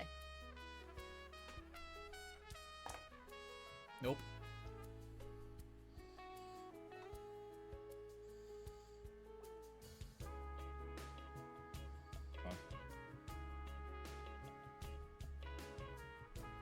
And the 3 suspects that the police have, all of them have cast iron alibis. Yep. They're all not it. They're all Unless they've got innocent. someone on the inside. Possibly. But them themselves haven't done it. What about your cop friend? Jenny.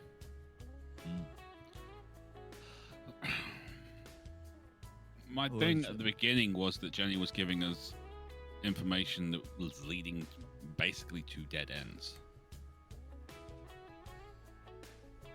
And she knew that we were investigating on behalf of Madame What's-Her-Face.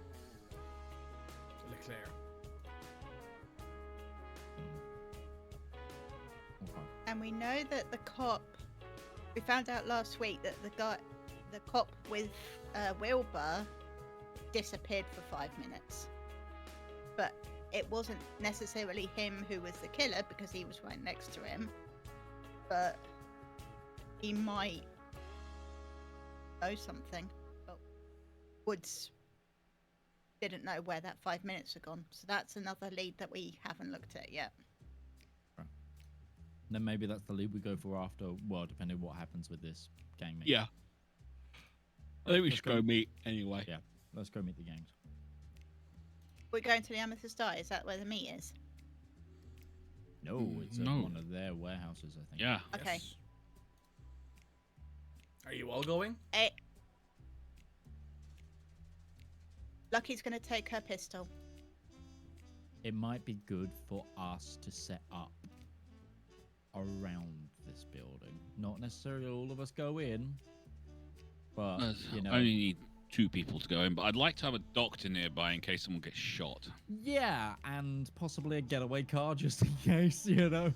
That was what I was gonna say. I was gonna say Getaway she's car, not a going doctor in. for She's- medical reasons. You know, let's face it. Someone could end up needing, alcohol applying liberally to wounds and internals. And someone who can shoot, who can ride shotgun. Can I make a suggestion? Yes. No one is left alone. Well, that's why we've got a driver, a shotgun person. That's you, by the way. Sure, I'll borrow Lucy's And a shotgun. doctor waiting for us in the car in case somebody gets shot, like you 3 me get or in the car, budgie. or you 3 get in the car at least, or one of you being slightly out of the car to, like, if there's like a corner or something, just so get vision of if anyone's coming towards this place, etc., etc. Whilst me and Bullet go in. Sounds like half a plan. That's more. Sounds That- terrifying. sounds I love like which a is half a on plan. par with all our It's- plans. So this is good. I like half a plan. It sounds like a concept. This sounds like a Tuesday I got crew a plan. concept of a plan. This sounds like a Tuesday crew special. All right. I mean, We that's go what it is. in, and then what? Then everybody dies. Then we wing it, because that's what we do best. Hey, that's racist.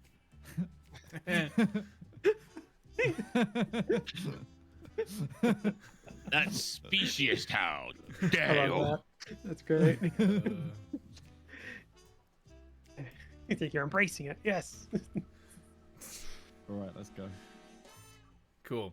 So, you all go ahead and get set up and ready for your meeting with the Pillar Gang and their local leader.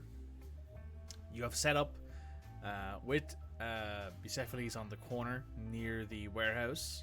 I'm going to say which of you is going to be standing watch. Probably not the doctor and probably not Lucy, It's given me. she has to drive. So, It's me. yes. So, Ace is standing guard. Lucy gives you her holdout shotgun as an extra weapon, which is a sawed-off hunting over-under shotgun that she has modified.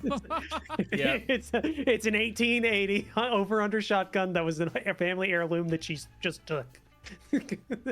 Some historians are going to be very Ace, pissed off when they find out. Ace, surprisingly well, opens it. When was this last cleaned? Cleaned? Ah, shit. You got any shells? Oh, yeah, there's boxes of them because we bought those. Yeah, so there's multiple boxes in the glove box. You definitely tell this thing has been like sawed off because it's a holdout shotgun, and it, like the barrels haven't even been deburred or anything like that. So like, it's just done randomly. Some historian, probably one of the It's a guys 12 from gauge, Forgotten though. Weapons, is going to be like, "What?" Yeah. It has some Austrian like gun company that hasn't existed for 100 years, like name on the underside of it. Schnauzer. Miss Lucy, put the roof up, just in case. Does so. Sorry, I was just recovering mentally from Midge's schnauzer joke. It's a good one. It's good. So, Lyndon and Bullet, you guys know where you're headed. You've been told where to meet. You approach the door. The doors are opened for you. Inside there is a small gathering, maybe 5, 6 people. 3 of which are visibly armed. 3 of which are not. 3 people sitting at a table. What looks like finger food, you know. Cucumber sandwiches and the like. The other 3, the armed ones, 2 of them close the door behind you, and the third one is standing behind the table. You are directed to sit down. The individual at the table is a 5'2" beaver, quite stocky lady. She goes, "Ah, Mr. Bullet, and you are who?" Call me Lyndon. I've dealt with some of your subordinates before. I work in luxury procurement. Ah, you're... I believe the rumor is you're a friend of our poor departed Benoît, right? I am. And that's why I'm so invested in here, in making sure Mr. Bullet gets what he needs. Loyalty. It's a good trait to have. Well, That's Gentlemen. not ominous. what can I help with you with? Well, it seems we all have the same problem right now. One fishman. You can call him that if you want.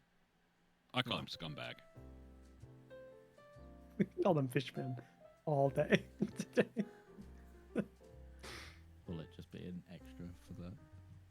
For the camera that he knows is in the room. Yeah. He knows The it's tape a crime recorder. scene. The director paused and said, "Give me more." Yeah. Give me more. Come on. Give me a little more. Lay a little bit more Boom in slap shot. on it. Yeah. I do love sometimes having Midge in here to like actually correct us on musical theater / cinema kind of Yeah, just stuff. Yeah, anyway, let's go. It's great. I love it. So yeah, she goes, so what can I help you with the fish man? What do you need? Well, we now figure out. I think we know where he shot Paul Wilbur from. And the Muldoons have just lost 3 people. Oh. That'll rile them up. Now I've asked them to stay calmer than normal. You think they'll listen to you?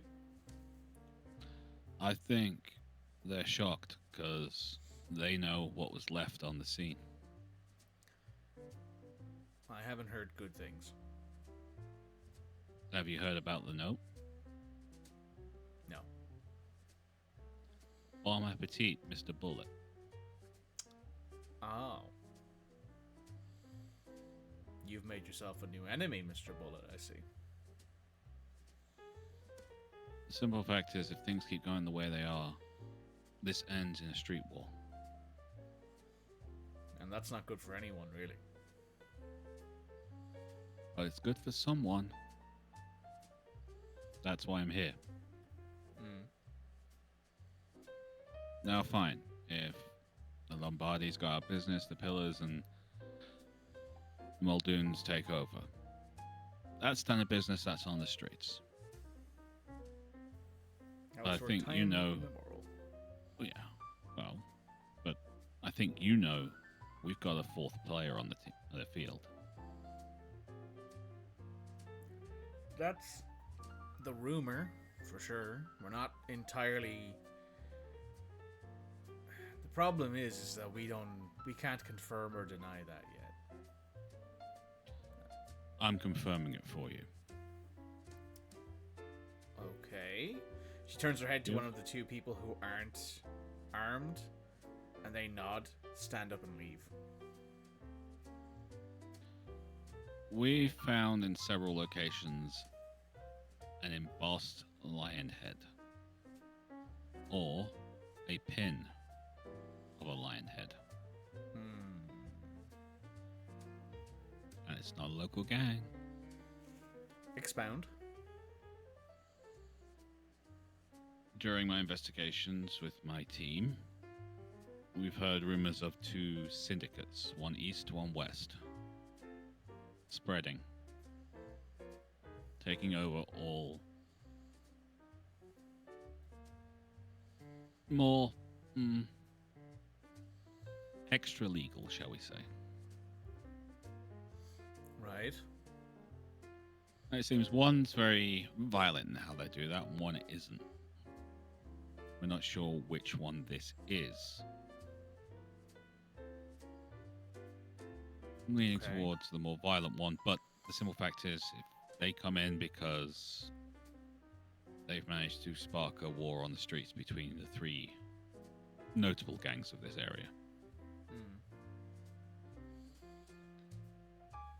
The simple fact is, I'm running out of places to ask questions, and people don't seem to be wanting to give me answers, so I asked for a sit down with you. I don't care about your business. I'm not going to talk to the cops. And if you know anything about me, you know I'm discreet. Your reputation does precede you. So, what do you need? Do you know? What do you want to know? Have you heard of any moves towards this city from outside players? There's almost always someone from Cuba. Almost always, every 2-3 years, there's always a Cuban gang trying to move in. I'm not talking about some 2-bit Cuban gang. I'm talking about someone who's organized, someone who's actually a threat to you. Well,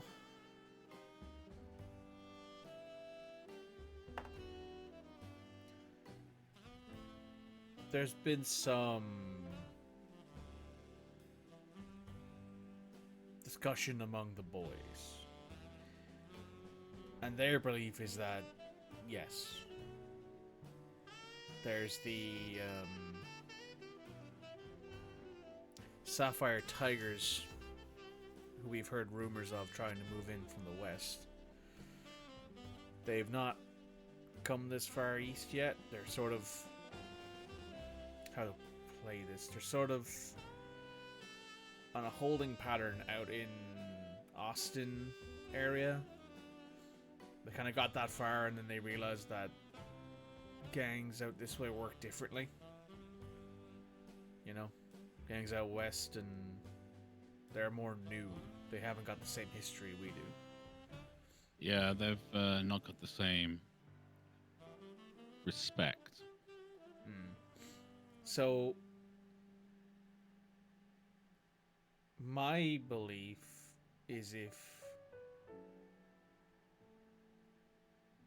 I sincerely doubt you would tell me everything you told me if you weren't being truthful. So going off of that information,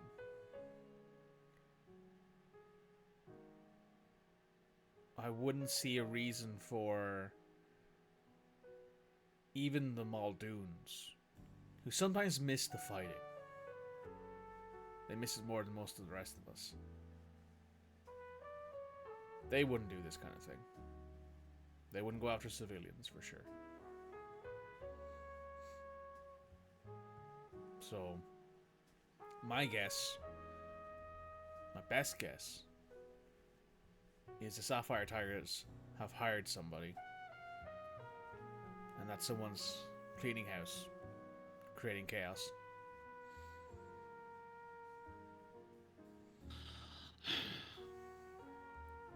Alright, has anyone got any ideas?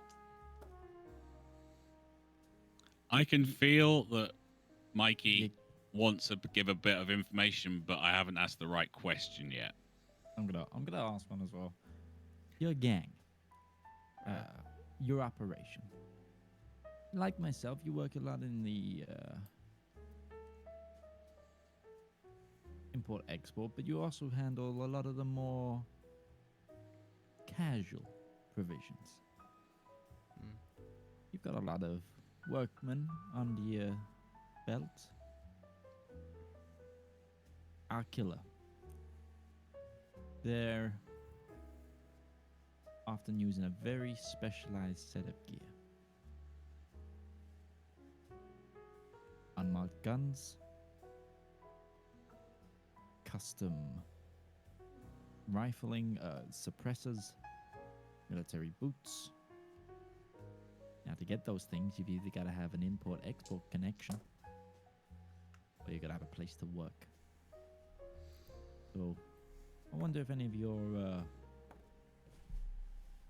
blue collars might have any insight. She thinks for a moment, reaches for what looks like a sort of ledger, this big leather-bound book. Opens it and flicks a few pages. About 3 months ago, give or take, there was a individual who used to work for us. They were a casual part-timer, you know? Did a little bit of movement around the city. Sometimes they'd man a production facility for us for a few hours. You know, the usual sort of little cash under the table kind of job. A couple months ago, they sent a letter saying that they were leaving the city. Now, this person had no family that we knew of. They were a blow-in from the war, maybe, or, you know, certain people just have a bit of wanderlust. And I was just wondering. She hands the note to Lyndon. Bullet, this is the same handwriting as the note you got.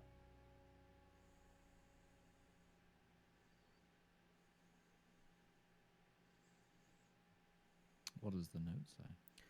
Basically, it says, you know, dear lady, I've left the town. I plan on not coming back. My apartment is this apartment. I'll be gone for you know, I'm not coming back, so if you want to use it for something, you can. You know, best of luck, and it's signed at the bottom with his name. You want the name of the person? Yeah. Person is not a name you recognize, by the way. The name is Marcus Waltz.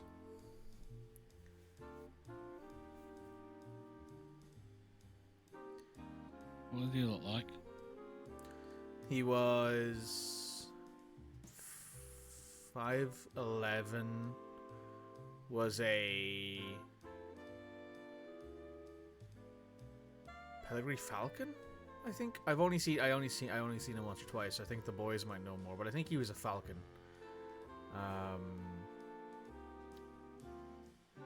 Lived on the top floor of a building out in Finnegrimo. Across from the Amethyst Eye.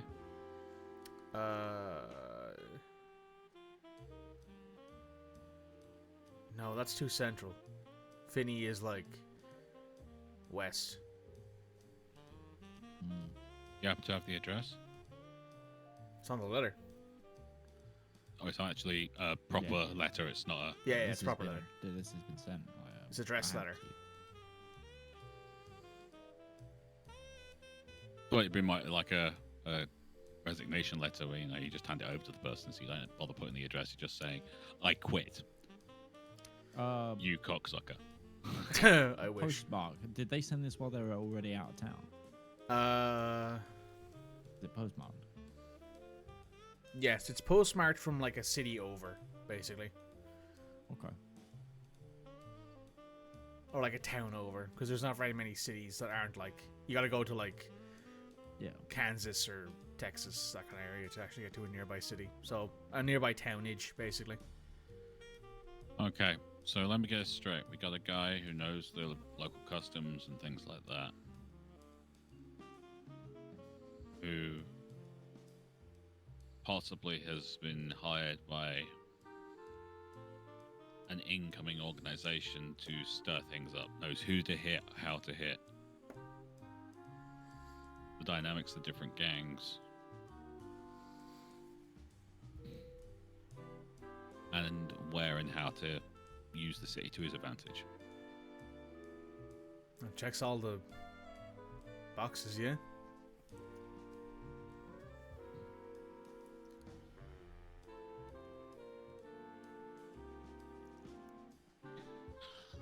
I'm not one to look a gift horse in the mouth. The horse in the You're room is handing- like, I get the funniness. But he was one of yours. Why are you handing him over now? I don't know if he's alive anymore. I'm willing to bet he is. You think he did In it? fact, that handwriting on that letter matches the handwriting of the letter that was sent to me at the Muldoon hit. Oh, fuck. Either way, we got a few questions to this person. Either way. Well, he's not been seen in town. Would you be willing to put the word out amongst your people to give me a call if they see him? Yeah, and she like looks to the other guy one of the other two people who haven't left, who are unarmed, and they like both stand up and go. That'll all be dealt with. If he shows up in town, we'll call you straight away. I appreciate that. If I was you, I'd close ranks, because he doesn't seem to give a damn who he kills or how he kills them, and when he does, it ain't pretty. You've already lost people. There's no point in losing more. Mm-hmm. We plan on closing our operation and making it a lot tighter knit. Gonna kind of keep things to a smaller scale for a little bit while this is all sorted out. Well, I'm assuming you also have communication lines to the Pellers and the Muldoons? These are the pillars. I thought this was the Lombardis. No, Spillers. No, this is the pillar. I apologize. So they're Lombardis and Muldoons? Yeah, we also have some connections with the O'Shaughnessy's and the Gauthiers as well. We'll Spread the word that I think I've got my guy. I'm trying to track him down. And it was no one. If they need to confirm that with me, they know where to call me. that we can do. I just don't want a war on the streets. We appreciate that. Stand up. Reach across the table. Thank you very much for your time. She takes you by the forearm. Gives you a shake. I'm gonna tip my hat. Thank you, ma'am. Safe travels, gentlemen. And we are out the door. Gone. If they let us. If they let us. Hang No, on, they did let just you. tell us. They let you out. Okay. They told you so they could kill you. Yeah, they told us that one of theirs is doing it. Well, it used to be one of theirs. They may not have the same yeah. level of.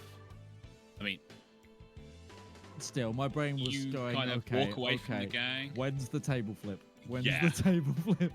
You walk away from the gang, you do it, and then the next thing you know, they're back and they're killing not only their own gang members, but others. Mm-hmm. It And doesn't civilians, too. exactly inspire. Oh, yeah, and civilians, and most of these guys, it's a business. Mm-hmm. All right, it's not a business that's legal. It's a business, man.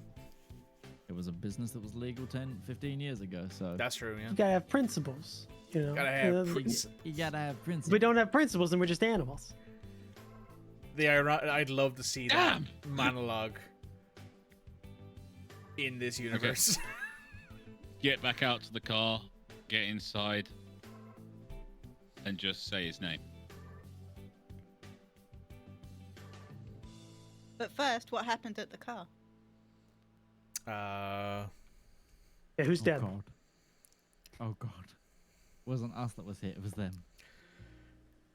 there are some people walking past, mostly late nighters. It looks like people who are Falcon of stumbling some sort. home from the bar. You see a pedigree falcon walking towards you. No. As funny as that would be. Well, the two people Hello, who can... suspiciously ominous falcon. That is my full name, thank you. Suspicious Ominous Falcon, thank you. Imagine the two guys are inside and then someone sneaks up and just puts a fucking Tommy gun into Bucephalus. I think Lucy would be more upset about that than she would be about being shot.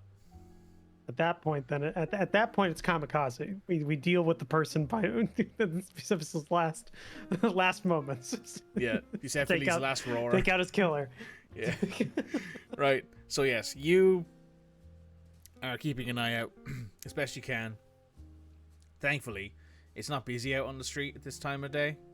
A lot of the reason why this part of town is so quiet is because it is pillar territory, and they keep things relatively clean. People know that in the evenings, if there's stuff on, to stay inside, and there is stuff on today, so they are staying inside. The few people who are on the street are, patrolly. There's a few people who you can tell are pillar gang members who are patrolling the building. There's a few people who are stumbling home from maybe a drunken evening or a prescription evening, I suppose. And then after a time, the doors reopen and you see Jake and you see Lyndon.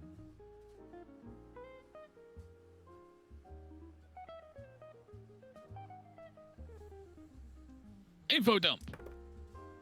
God damn it, I never like those things. They always have me antsy.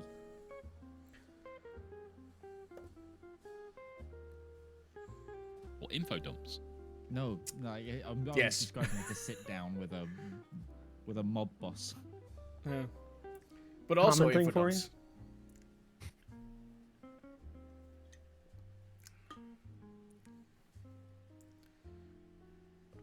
Marcus Waltz. Okay, we get in the car and basically just say, Marcus Waltz. Marcus Waltz. The five of us fit in here. Barely. Yes. Barely. It's Someone tiny. has to have the doctor sitting on their lap. The snake. The doctor doesn't take up a lot of space. No, he doesn't. That's why he can sit on someone's lap. Very small cross section. You can just curl up in one of the footwells. No, he wraps himself around like one of the pillars of the roof. He's just round the steering wheel. That seems dangerous, but people probably wouldn't realize Getting that. very, very dizzy as we keep turning corners. Yeah. Right. So yes. Utari's not finding this funny in the slightest. I'm sorry, Utari. He's sleepy. Utari's sleepy. Utari's eepy. Leave the poor man alone. Boy, I'm He's saying sick and sorry. tired. He eepy. And sick. Yep. Who's Marcus Waltz? Used to be a pillar until a couple of years ago when you left.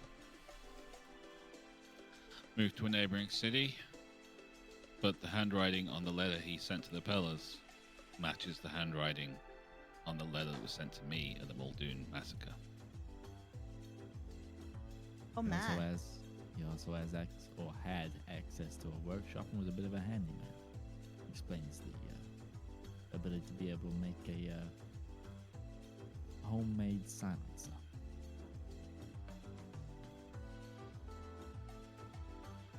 And the letter said he went west. Sapphire Tigers.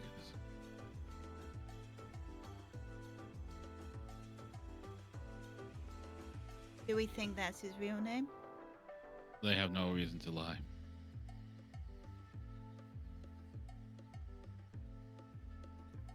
What does the fellow look like?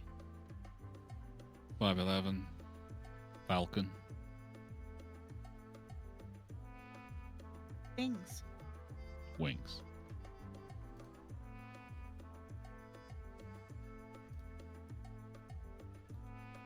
If you're saying there was no footprints in the warehouse, then wing. Yeah, it does.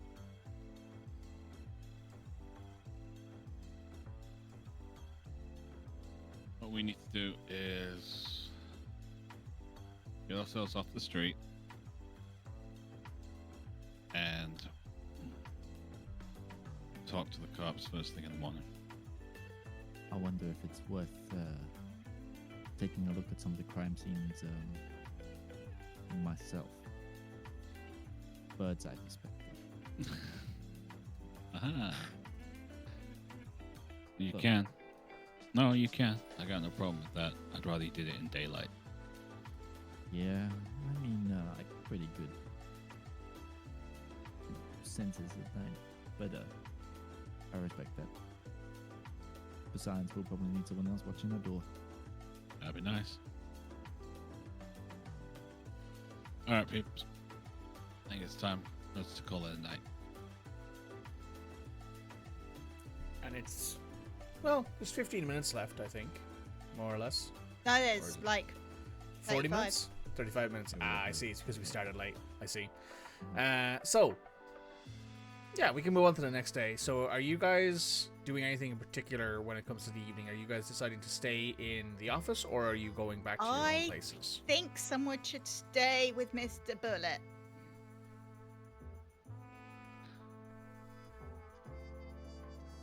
I'll keep an eye on Bullet's door. As long as everyone's basically knows to call in and, you know, if there's any issues or anything like that, and if Lucy's willing to drive everyone home. It's what I do. Hey, Bullet. Yeah. I've been thinking. The cops, and the investigators so far, they've been checking nationwide for similar motives, similar instances. MOs, we call them. Modus operandi. What if they're not from the US? Bellegarde's a pretty international place. I get we could look in for someone outside this guy is our best lead. He What knows was the it? terrain. He knows the gangs. What did you say the name was, Mike? Marcus Waltz. Waltz. Waltz is a German. German last name. You're talking about a country of immigrants, man. Absolutely. But we also thought this person was a soldier. Yeah. Technically, it was. Could have fought. Could have migrated. Mm-hmm. But it could be external to the country. It could be a big international power play. Just using the Tigers as the front. I'm not going to dwell on that. My problem right now is there's a guy in my city killing people. That's fair.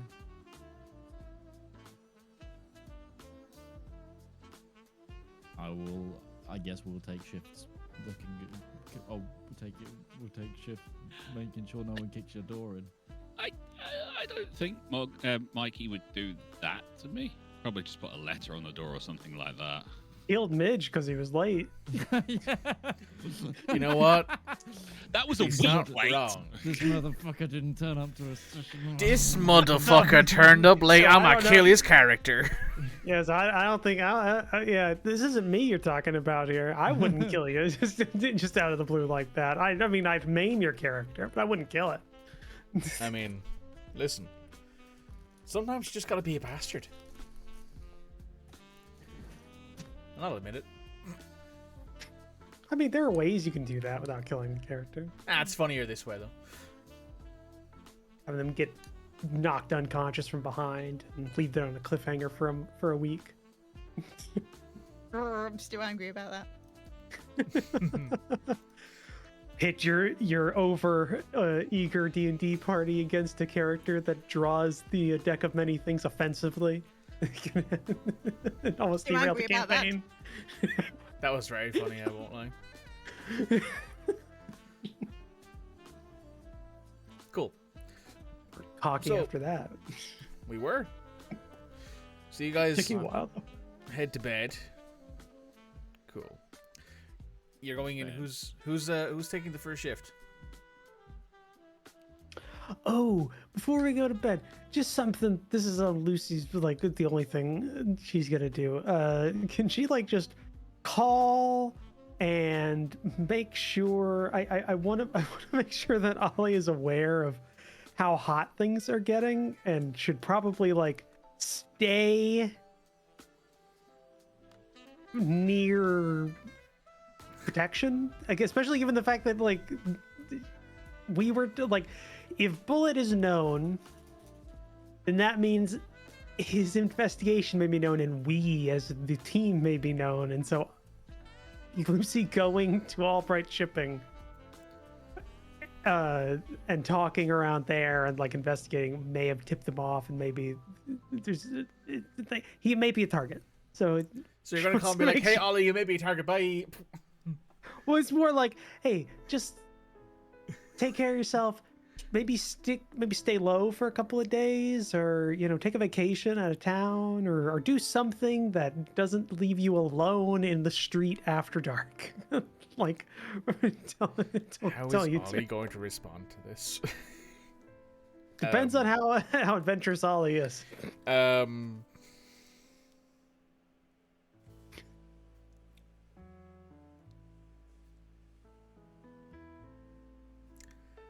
You could just tell me your family's in town, right?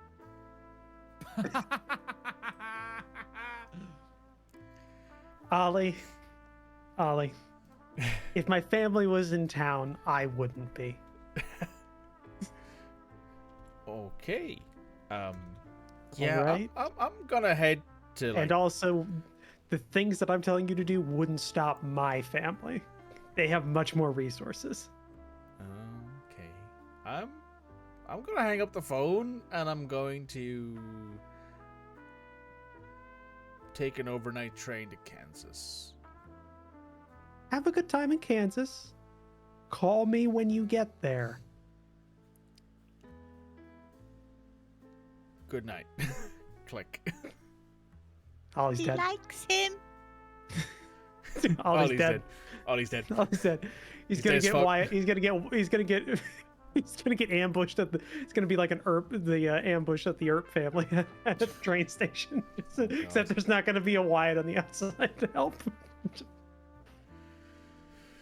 Okay, so yeah, that's what you do. So who's taking first watch? I think Bullet said he was taking it, right? Yeah, cool. So Bullet, you take first watch. Make me a mind obs, please. And Lyndon, please make me a mind obs as well. Because the two of you will be taking the time matters. So we shall see what the crack is. Mechanical question. Yes. In this, do birds perch to sleep as well? That depends on the bird, I assume. Can I use tracking? You're not really tracking someone here. So no. I'm looking out for people. Oh, okay. Streetwise. Yeah, because it's criminal element. Yeah, go ahead.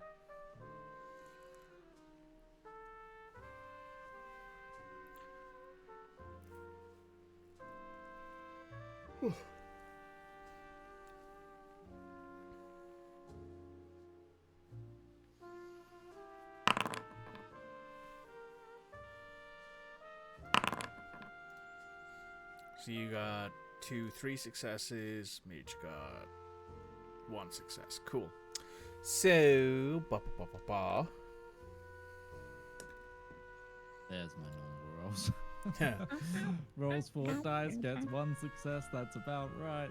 We're back That's about to Midge not being normal. able to roll an observation roll. Let's go. Better There we than go. your religion rolls. Yeah, not by much, but it is No, better. my perception was always the worst thing. Religion But your rolls were- religion was supposed to be good and it was bad. Yes.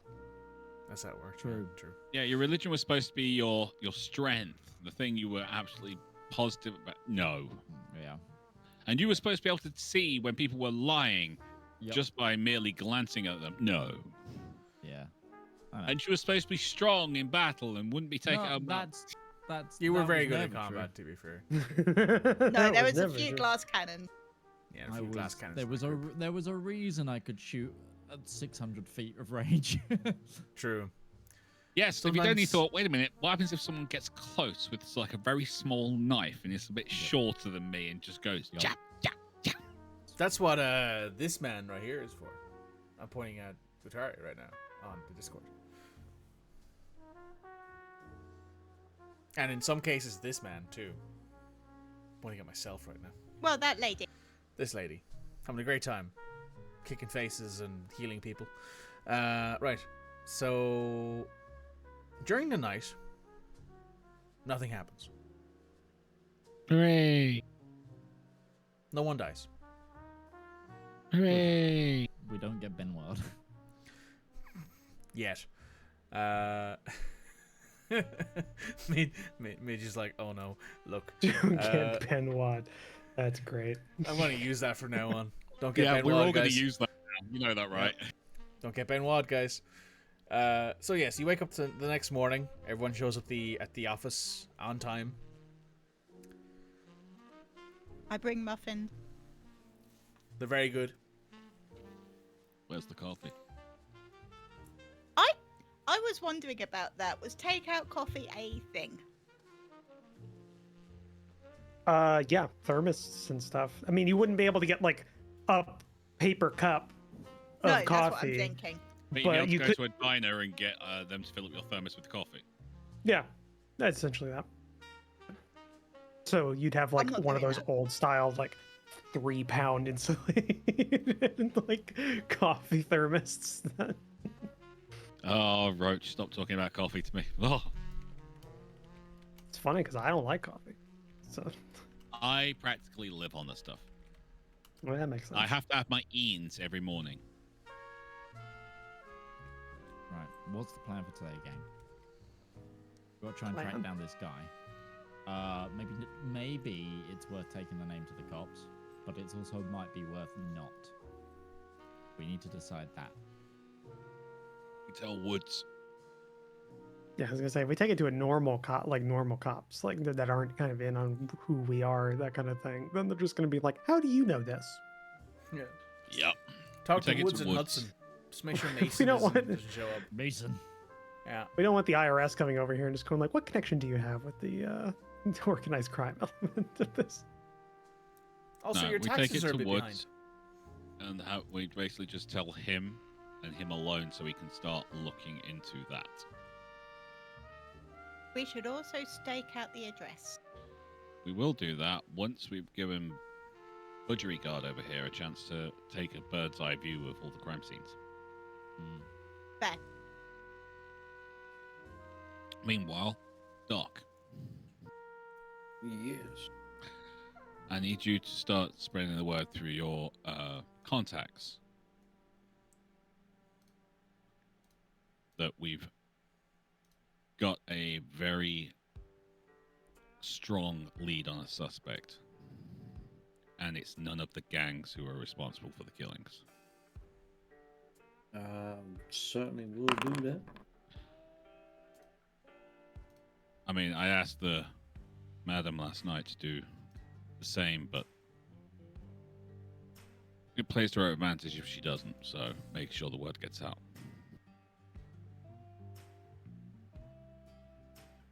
Also, anyone comes back with any extra information, you know where we'll be. But, yeah.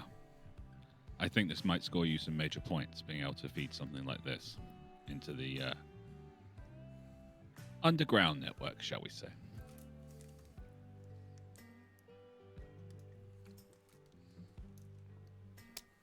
It's not hard for you to get contacted with your friends in the upper echelon. The Parisian captain is very grateful to hear information like that from you. Didn't expect it at all, but was very pleased to know that you thought of them. They are essentially going to work on the assumption that if something comes up, if they spot this guy, they will attempt to tail him, not engage, and then we'll immediately let Mr. Bullet know. Call the office, basically. They've also told you that your office is currently under their protection while it's being repaired. So Appreciate that. yeah, both of the offices, I should say, are under Parisian protection because you're actively in Parisian territory. So Lovely. indeed. So Right. So it'll be me and Lucy and I keep forgetting how to say your name. I'm very sorry, Midge. Lyndon. Lyndon. I forget it. Budget. Lyndon. It's in character too. He just Yeah. mumbles every time he refers to Right. Lyndon. A wolf snout is really hard to get No. in shape. Lyndon. Okay, so us I have three trouble are with it. going to Your snout's a lot shorter. take Lyndon. Oh my god, I can't actually speak that right now. Around some of the murder sites, so we can do a bit of area reconnaissance. Cool. Lucky, Yes, Mr. Bullet. we've got a lot of people around the city who are going to find out that we're looking for a particular person, and they're going to be calling here if they need to. I was thinking I'd stay by the phones and maybe sort out some of these. I appreciate that. And when this is over, want a job? Yes, sir, I do. Okay, you're hired. Yeah. Cool. And I offer a wage that basically kind of blows out the water what she would have been earning from both the diner and the speakeasy at the same time. Sure. You can do that. You're wealthy. Because I can afford it. Yeah, you're wealthy. You're super wealthy. You can afford it. So it's like, she's got a damn good job, take care of mama, everything's good. Yeah. So, yes. You guys head outside. At which point... We get shot. Do you get shot? No.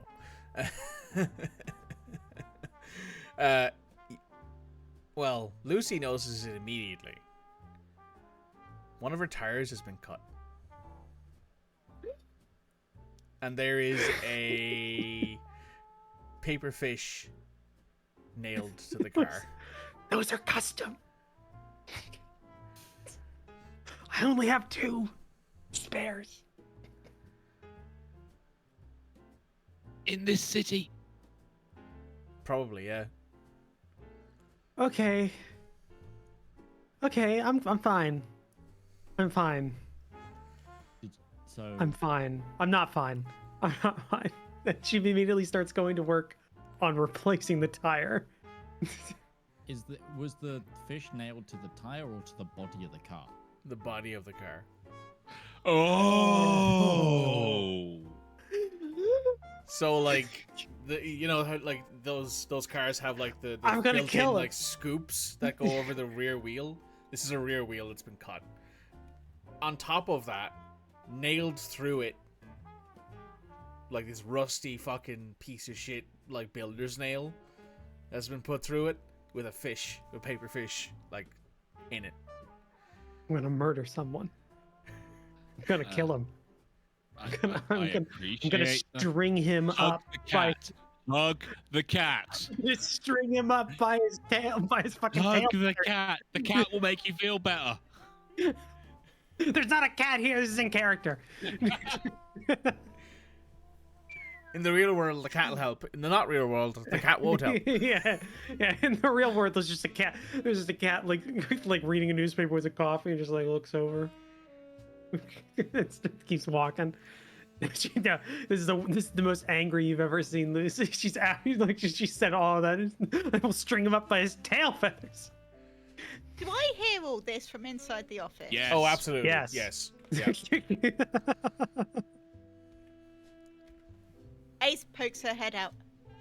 I'm gonna lock the door, Mr. Bullet. You do that. It's probably safer. I'm gonna lock the door and close the curtains and Stuff.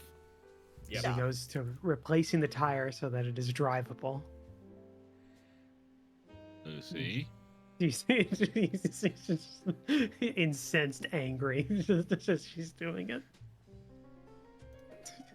Just muttering to herself, "Gotta call the dealer and get that shipped over here." Hammer out a replacement in the shop, just like all that. It's a good, and this is like the 1920s. So I mean, this takes a while because these are like Yeah, like spoke tires. So you do, the tool you'll need to take this tire off will take you a year. So it's just going that screen. Hand cranked, yeah. So like 2 hours later. like after a bit, she's just going like, "Help me!" like to the two full-grown adults that are just like watching in silence. No, okay, I'm fine over here. I'd rather stay alive. You, bird boy.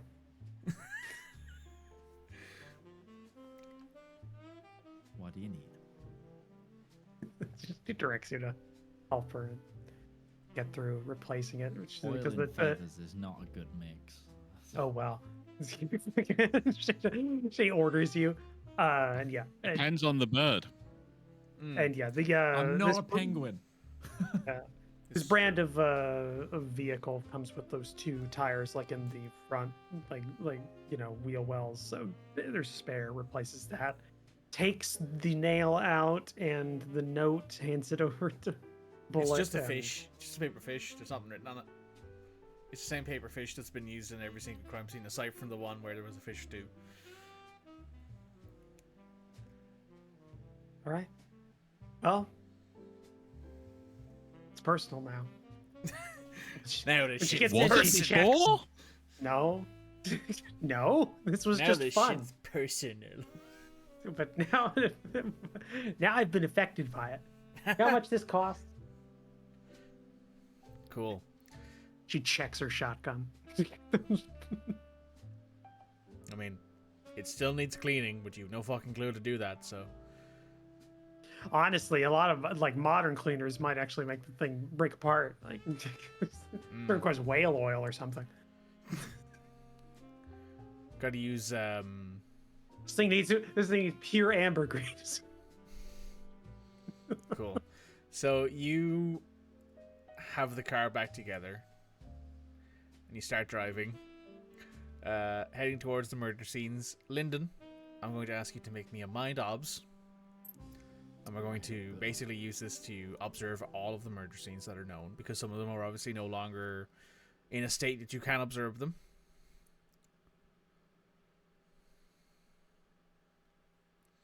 Mind observation. Roll 1d8 plus 1d8 plus 1d10 plus 1d12 plus 1d12. I need to just have that saved on a hotkey. Yeah. Oh, 2 successes. Cool. So 2 natural ones in there. yeah, I'm impressed. Honestly, the 2 natural ones are more impressive than anything else in that roll. So Lyndon has never really done this sort of stuff before. Not really his shtick, but taking flight, taking a look at some of the scenes. His eye tells him a lot. That there is the one that really makes him think is the amethyst eye, because of the window and the setting and everything else. That it's entirely possible that this pedigree falcon jumped out this window, dived towards the door, shot the gun, landed, and then ran. Holy shit. You think to yourself, could you do that? And you're like, if you practiced enough, if you had maybe, experience with firearms in a way that maybe you don't now, maybe if it was like a custom pistol job that you could kind of hold in one hand and do it quickly as you were landing. This guy is trained as fuck. I mean, paratroopers exist in this universe not because people jump out of planes, but because people are planes. Not yet, they don't. Well, planes exist in 1928, I think. Well, to be fair though, I assume at some point someone has jumped out of a castle with a spear while being a bird and stabbed somebody. Oh god, yeah, the actual like warfare, evolution of warfare. Yeah. To involve You get it. This is why I want to do plane of Ironclaw, because it's set in the Renaissance era kind of timeline. That'd be fucking amazing with anthropomorphic animals. evolution of warfare to include frickin' With 3D. yeah, with also like fucking marine animals too in one of the expansions. Just fucking imagine that. dolphins. Okay. trying to Fucking cross deep- an open sea in a dolphins. Fucking D-Day with orcas storming the beach. Yeah. Open the mouth of blue whale and like loads of cheetahs like Yeah. the pelican with napalm. Yeah. I love just tasting napalm in the morning, boys. Anyway. They call them gas guzzlers.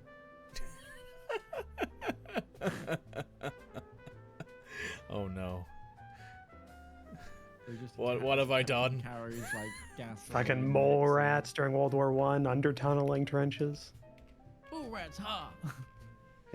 What have I done? Anyway, Yeah, Nothing it's all the your furry community fault. hasn't done for decades. true. So that's the one that really makes you think. The rest of them, you're like, well, maybe he could fly out of here. Maybe he could, escape a bit easier with wings. Maybe he could get into position a bit safer. But the one that you're like, this person either has to have wings or has to be someone who can jump like an Olympic athlete, like a modern Olympic athlete, like someone who could spring themselves across 20-30 feet easy.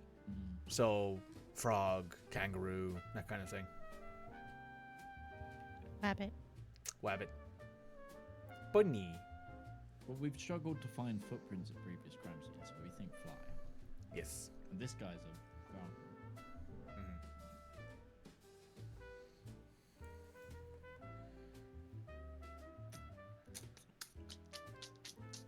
All of a sudden, the winged hussars have a very different meaning in this context.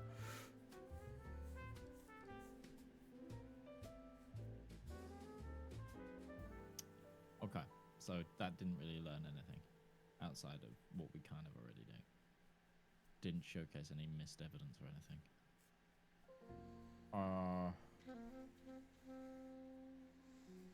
I guess Bullet. We gotta try and see if we can get any information now. We got a name.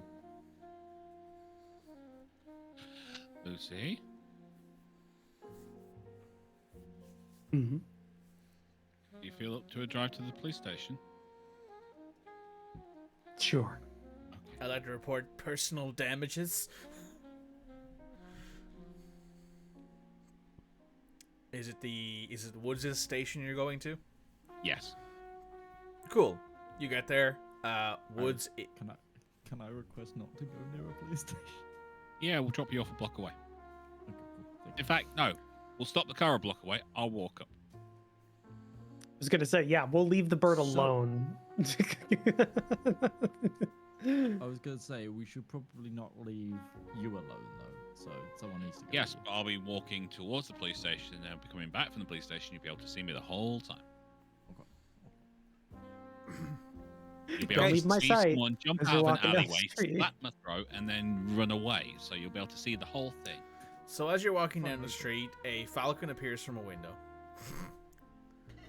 Dives out, shoots me, flies down the street, drops onto his feet, runs, and no one can Sounds catch like up the with him. start of a joke. It does. It does actually. Yeah, doesn't it? Falcon jumps out of a building. One of my favourite jokes is about the panda. Okay. Do you know the joke? Okay. So Panda walks into a restaurant. Ow. So a panda walks into the restaurant, and like he eats lots of food. And he's just about to leave, and he gets up, and just as he's about to leave, the waiter comes over and he shoots the waiter. Then continues, out the door, and then the maitre d' just rushes over and stops him and goes, whoa, you can't do that. And the panda says, yes, I can. Look it up in the dictionary. And it says, panda, native of China, eats, shoots, and leaves. Yeah. Checks out. It's my favorite joke. You can It almost explains a hear the pin drop in the background, can't you? That explains a lot about you, Midge. I'm not going to say any more on that one. My favourite joke is even dumber, but that's okay. I think I've got the dumbest joke. Let's not. Let's say we did and not, shall we? So, Jake, you approach the. Well, I'm going to say this. Bucephalus parks up about a block away on the corner where you can see the police station. Lyndon and Lucy are sitting in the car. Jake, you head towards the station. I never make it. You were not approached by anyone. God. You enter the police station, and the second you enter, you see Genevieve is about to leave, and she goes, "Woods is looking for you."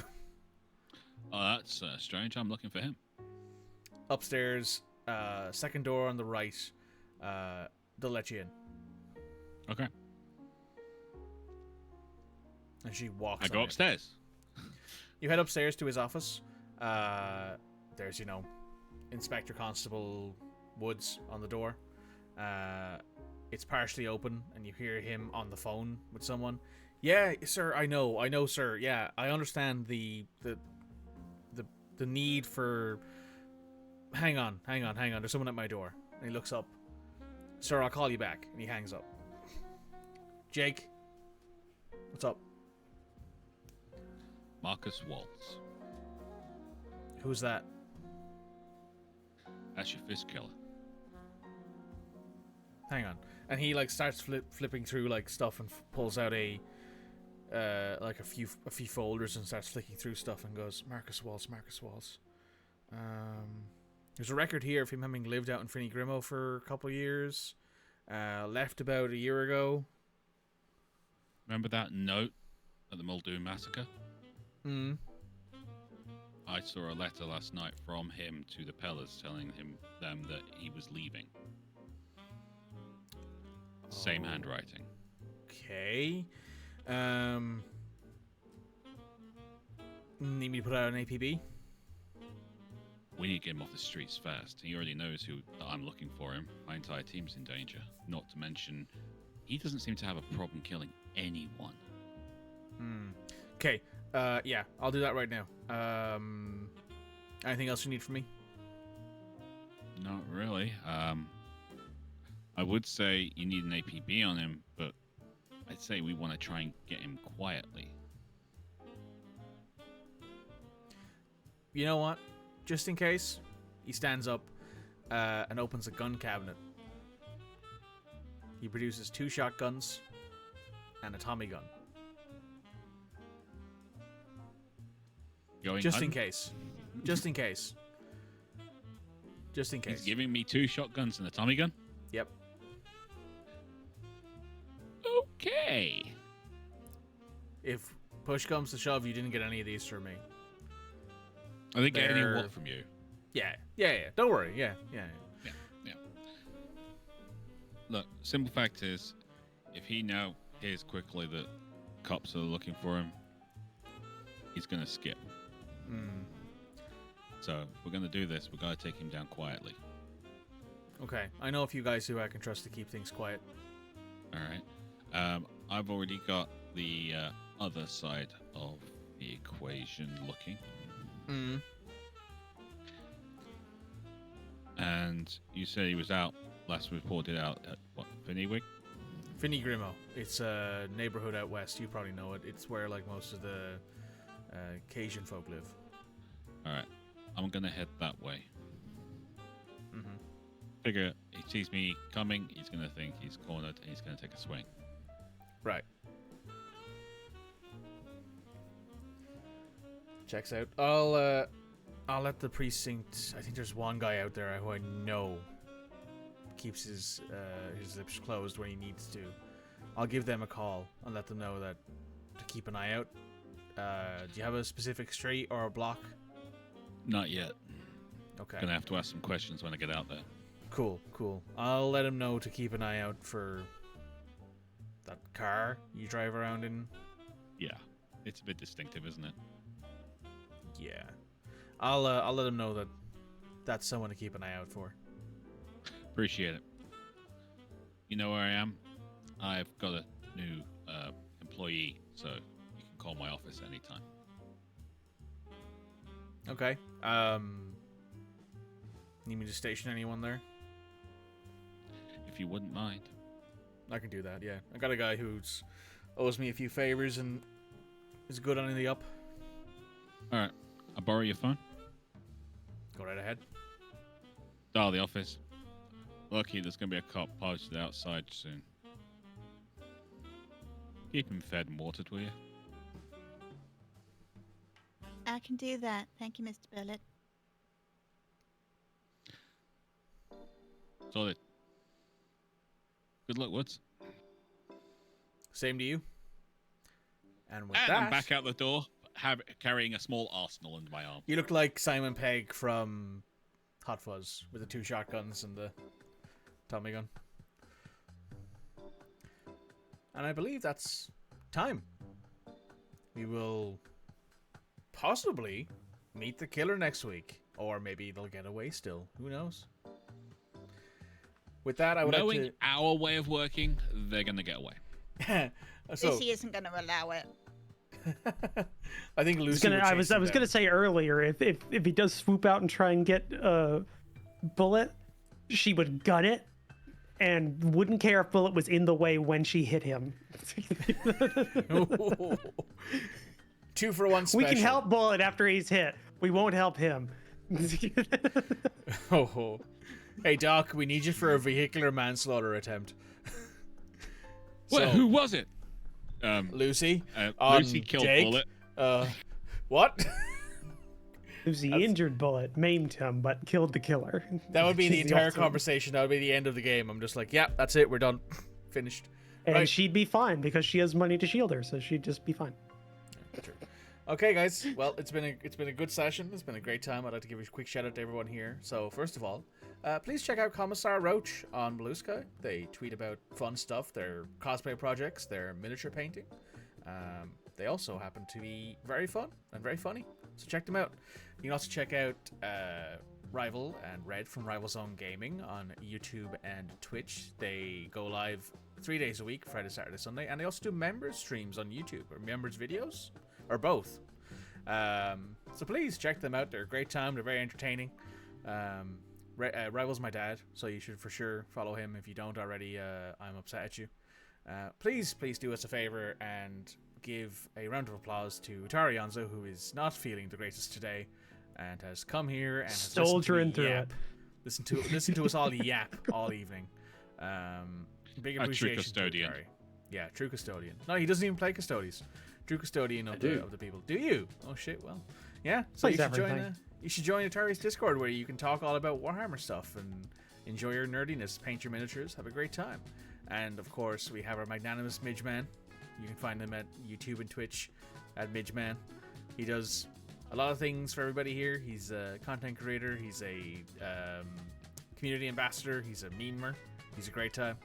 And as for me, you can find me on YouTube. You can find me on YouTube at The Long Play Gamer or on Twitch at SurelyOnlyMikey. I just finished my first playthrough of Dragon Age the Bellegarde, and I was very, very impressed with that game. So, guys, Beat me to it as well. Even I played didn't finish it. I did 4 streams last week, and I think the shortest one was like 5 hours, and they were all just Bellegarde. I did a 7-hour stream on Saturday. So, guys, it's been a great time. I'll be sure to see you all next time when we roll up more dice. Bye. Bye.